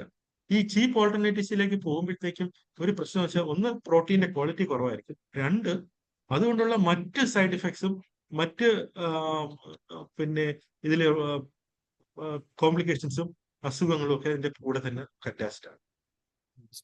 Any questions from the audience other than those which has been messaged to me? Rajesh, I have a question. Okay, I hear your voice, but I don't see you. Okay, I'll just. Okay. Hello, hi. Hi. എൻ്റെ പേര് ജയൻ എന്നാണ്. ഈ നമ്മൾ പല process food പ്രൊഡക്ട്സിലും നമ്മൾ 0 fat trans fat എന്ന് കാണുന്നുണ്ട്. അത് has anyone actually verified it, or is that been scrutinised, or can one take it with the face value? It's difficult to take it with a face value because most of the products available in Kerala, in India, they are not at all checked at all. അതിന്റെ ഏതെങ്കിലും ഒരു brand ആയിരിക്കും പോകുന്നത്. കാരണം നമ്മൾ കേരളം പോലെ ഒരു സംസ്ഥാനം എടുത്തു കഴിഞ്ഞാൽ ഇത്രയേറെ ഗവൺമെന്റ് കമ്മ്യൂണിക്കബിൾ ഡിസീസ് ഉള്ള ഒരു കേരളം പോലെയുള്ള ഒരു സ്ഥലത്ത് we don't have a facility to check the trans fat. വളരെ റീസെന്റ് ആണ് നമ്മുടെ ട്രിവാൻഡ്രത്ത് ഒരു ഫെസിലിറ്റി വന്നത്. പക്ഷെ അതിപ്പോഴും പ്രോപ്പറായിട്ട് ഫംഗ്ഷൻ ചെയ്ത് തുടങ്ങിയിട്ടില്ല. അപ്പൊ നമുക്ക് ഇവിടുന്ന് ഒരു ഫുഡ് സാമ്പിൾ എടുത്തിട്ട് നമ്മളത് ചണ്ഡീഗറിലോ പൂനെയിലോ കൊടുത്ത് ടെസ്റ്റ് ചെയ്ത് അതിന്റെ റിസൾട്ട് വരുമ്പോഴത്തേക്കും അതിന്റെ കഴിഞ്ഞു. കാരണം ഈ പാക്ഡ് പ്രോഡക്ട്സിൽ വരുന്നതിനേക്കാളും നമ്മൾ കേരളത്തിലെ ട്രാൻസ്ഫാറ്റ് അനാലിസിസ് 2017-18 നമ്മൾ നടത്തിയിരുന്നു. അപ്പൊ അന്ന് നമ്മൾ നോക്കിയപ്പോഴത്തേക്കും നമ്മുടെ ലോക്കലി അവൈലബിൾ ആയിട്ടുള്ള സമോസാസ് അതിന്റെ അകത്ത് നമുക്ക് 5% പറഞ്ഞെടുക്കുന്നിടത്ത് അവിടെ 40% ആണ് ട്രാൻസ്ഫാറ്റിന്റെ അളവ്. അത്ര ഹൈ ട്രാൻസ്ഫാറ്റ് ആണ് നമ്മൾ കഴിക്കുന്നത്. അതുകൊണ്ട് തന്നെയാണ് നമ്മുടെ നാട്ടിൽ ഇത്രയും ഹാർട്ട് അറ്റാക്സും കാർഡിയോവാസ്കുലർ ഹെൽത്ത് മോശമാവാനുള്ള കാരണം. വടയിലും ഒക്കെ കാണുമല്ലോ അല്ലേ? ഉണ്ട്. പക്ഷെ കൂടുതലും വരുന്നത് ഈ കേക്ക്സ്, പേസ്ട്രീസ്, കുക്കീസ്, അങ്ങനെയൊക്കെയുള്ള സാധനത്തിനകത്തൊക്കെയാണ്. പഫ്, അതിനകത്തൊക്കെയാണ് കൂടുതലായിട്ട് കാണുന്നത് ട്രാൻസ്ഫാറ്റ്. ഗവൺമെന്റ് പ്രോഗ്രാമിലുണ്ടോ ഇത്, ഈ ട്രാൻസ്ഫാറ്റ്? നമ്മുടെ ഹെൽത്ത് ഡിപ്പാർട്ട്മെന്റിന്റെ ഭാഗമായിട്ട് നമ്മൾ ഹെൽത്ത് ഡിപ്പാർട്ട്മെന്റും ഫുഡ് സേഫ്റ്റി ഡിപ്പാർട്ട്മെന്റും കമ്പൈൻഡ് ആയിട്ടാണ് ട്രിവാൻഡ്രത്തും എറണാകുളത്തും നമ്മൾ ട്രാൻസ്ഫാറ്റിനെതിരെ ഒരു മൂവ്മെന്റ് ഒക്കെ നടത്തിയായിരുന്നു. അന്നാണ് ഈ ചെക്കിംഗ് ഒക്കെ നടത്തിയത്. അന്ന് ഹോട്ടൽ ആൻഡ് റെസ്റ്റോറൻറ്റ്സ് അസോസിയേഷന്റെ ആൾക്കാരെയൊക്കെ വിളിച്ചിട്ട് ഞങ്ങൾ ഇവരെ കാണിച്ചു കൊടുത്തു ഇതിന്റെ റിസൾട്ട്സ്. എന്നിട്ട് അവരോട് പറഞ്ഞു, നമുക്ക് how can we replace trans fat with fat mimics. Okay, we have other items also, fat mimics എന്നൊക്കെ പറഞ്ഞിട്ട് ട്രാൻസ്ഫാറ്റിന്റെ അതേ ടേസ്റ്റ് കിട്ടുന്ന സാധനമുണ്ട്, ബട്ട് ഇറ്റ് ഇസ് കോസ്റ്റ്ലി. അതുകൊണ്ട് തന്നെ പലരും അതിലേക്ക് പോകാനായിട്ട് വിമുക്തരാണ്. കാരണം ആ ഒരു കോസ്റ്റില് അവർക്ക് ഈ പ്രൈസിൽ അത് വിൽക്കാൻ പറ്റത്തില്ല. അപ്പൊ ഞങ്ങൾ അവർക്ക് ഒരു ചോയ്സ് കൊടുത്തു, യു ബ്രാൻഡ് ദീസ് തിങ്സ്. നമുക്ക് ഹെൽത്തി ഫുഡ് എന്നും അതിന് കളർ കോഡ് ചെയ്യുക. ഗ്രീൻ എന്ന് പറഞ്ഞാൽ ഏറ്റവും സേഫ് ആയിട്ടുള്ള ഫുഡ്, യെല്ലോ, റെഡ് എന്നൊക്കെ പറഞ്ഞ് കളർ കോഡ് ചെയ്യാൻ പറഞ്ഞു. ഇഷ്ടമുള്ളവർക്ക് they can choose what ever they like. പക്ഷെ അവര് അത് സമ്മതിച്ചില്ല. കാരണം അവർക്ക് അവരുടെ സെയിലിനെ അത് ബാധിക്കും. ഗവൺമെന്റിന് അത് സബ്സിഡൈസ് ചെയ്യാനുള്ള അത് വലിയ ചെലവ് വരുന്ന ഒരു കാര്യമാണോ ആ കോസ്റ്റ് ഡിഫറൻസ്? നമ്മൾ സബ്സിഡൈസ് ചെയ്യാം, പക്ഷെ അതിന്റെ കുഴപ്പമെന്ന് വെച്ചാൽ ഇത് ആര് ചെക്ക് ചെയ്യും എന്നുള്ളതാണ്. നമുക്ക് ഈ ഞാൻ നേരത്തെ പറഞ്ഞ റീയൂസ് ഓഫ് ഓയിൽ തന്നെ there is a mechanism called RUCO. RUCO എന്ന് പറഞ്ഞാൽ റീയൂസ്ഡ് ഓയിൽ. നമുക്ക് എല്ലാ ദിവസവും വൈകിട്ട് അത് പിക്ക് ചെയ്തുകൊണ്ട് പോയിട്ട് മറ്റ് ആവശ്യങ്ങൾക്ക് വേണ്ടിയിട്ട് കരി ഓയിലൊക്കെ ഉണ്ടാക്കാനായിട്ട് ഇത് ഉപയോഗിക്കാൻ വേണ്ടിയിട്ടുള്ള ഒരു പ്രോസസ്സിങ്. പക്ഷെ എന്നിട്ട് പോലും ഈ സാധനങ്ങൾ പോകുന്നില്ല എന്നുള്ളതാണ് വാസ്തവം. നമ്മുടെ ശരിക്കും ഈ തമിഴ്നാട്ടിൽ നിന്നും ഒക്കെ വരുന്ന ഒട്ടും സയന്റിഫിക് ആയിട്ട് ഉണ്ടാക്കാത്ത എണ്ണ വെച്ചിട്ടാണ് പലപ്പോഴും നമ്മുടെ തട്ടുകടകളിൽ സാധനങ്ങൾ പ്രിപ്പയർ ചെയ്യുന്നത്. അതിനഗെയിൻസ്റ്റ് ക്യാമ്പയിൻ നടത്താൻ ഗവൺമെന്റ് NGO-കളൊക്കെ കൂടി ചെയ്യാവുന്നതല്ലേ, അല്ലെങ്കിൽ ചെയ്യണതല്ലേ? ചെയ്യേണ്ടതാണ്. ശരിക്കും ജനങ്ങൾ മുന്നോട്ട് ഇറങ്ങിക്കഴിഞ്ഞാൽ ചെയ്യാവുന്നതേ ഉള്ളൂ. പക്ഷെ there should be A strong backing from the government. കാരണം ഈ ഇത്തരം കാര്യങ്ങളിലൊക്കെ പോളിസിയിലൂടെ മാത്രമേ നമുക്കത് കറക്റ്റ് ചെയ്യാനായിട്ട് നമുക്ക് സാധിക്കൂ. അപ്പം എൻഫോഴ്സ്മെന്റ് വരണം. കേരളത്തിൽ കൂടിക്കൊണ്ടിരിക്കുന്ന ഒരു കാലഘട്ടത്തില് ഒരു എപ്പിഡമിക് പ്രൊപ്പോർഷനിലേക്ക് എത്തിയ സ്ഥിതിക്ക്, അല്ലെങ്കിൽ എത്തിക്കൊണ്ടിരിക്കുന്ന സ്ഥിതിക്ക് നമ്മളിങ്ങനെ ഒരു ഇത് എടുക്കേണ്ടതിന്റെ ഒരു ആവശ്യമില്ലേ? തീർച്ചയായിട്ടും ഹൈ ടൈം. നമ്മളത് കഴിഞ്ഞിരിക്കുകയാണ്. And I'm told by one of the founders of BSI to ask you whether BSI can be a part of any of the awareness campaigns. We are short on human resources, but we have some strengths. So if you think we are suitable for any particular awareness campaigns or activities, we want to volunteer for it. Just keep in mind. Definitely. So I think the time Dr. Bibine ബുദ്ധിമുട്ടിച്ച് സമയം നമ്മൾ promise ചെയ്തതിനേക്കാളും കൂടുതലായി. Will you be able to share the slides with us? Definitely. I will share the slides. അത് ആവശ്യമുള്ളവർക്ക്, if you are not part of Baumum, we can send you by email if you share the email address in the chat, or if you are part of Baumum, we will definitely share in the Baumum WhatsApp group. Or one thing I can do is that I can share it to Kiran, and Kiran will. Yeah. That's fine. That's good. Okay. Yeah. Okay. Fine. So, thank you very much, Dr. Bibin. I'm sure I have picked 3 points to personally make a habit of, or try to make a habit of, one of which is frequent portions. Oh no, smaller frequent portions. That's what I always forget, the smaller bit. But smaller frequent portions and the rainbow vegetable eating habits, which I find a bit fascinating. I don't know when I start eating whether it works or not. And of course, the cheating liver bit of eating more nuts. ആ 3 കാര്യങ്ങളും എന്തായാലും ഞാൻ പരീക്ഷിക്കാൻ തീരുമാനിച്ചിട്ടുണ്ട്. I'm sure that people who have stayed. I am sure, yeah. Many people will definitely do this. Yeah. Who have stayed back and listened to you is going to make at least changes for at least a period of time. Thank you very much, Dr. Bibin. We will be calling you and disturbing you more for similar activities. That I promise. And thank you for coming. Thank you. Thank you, Dr. Bipin. Yeah, Thank you. it was wonderful, actually. Yeah. Thank you. Thank you so much. Thank you very much. Thank you. So, can I exit? Yes, please. Yeah.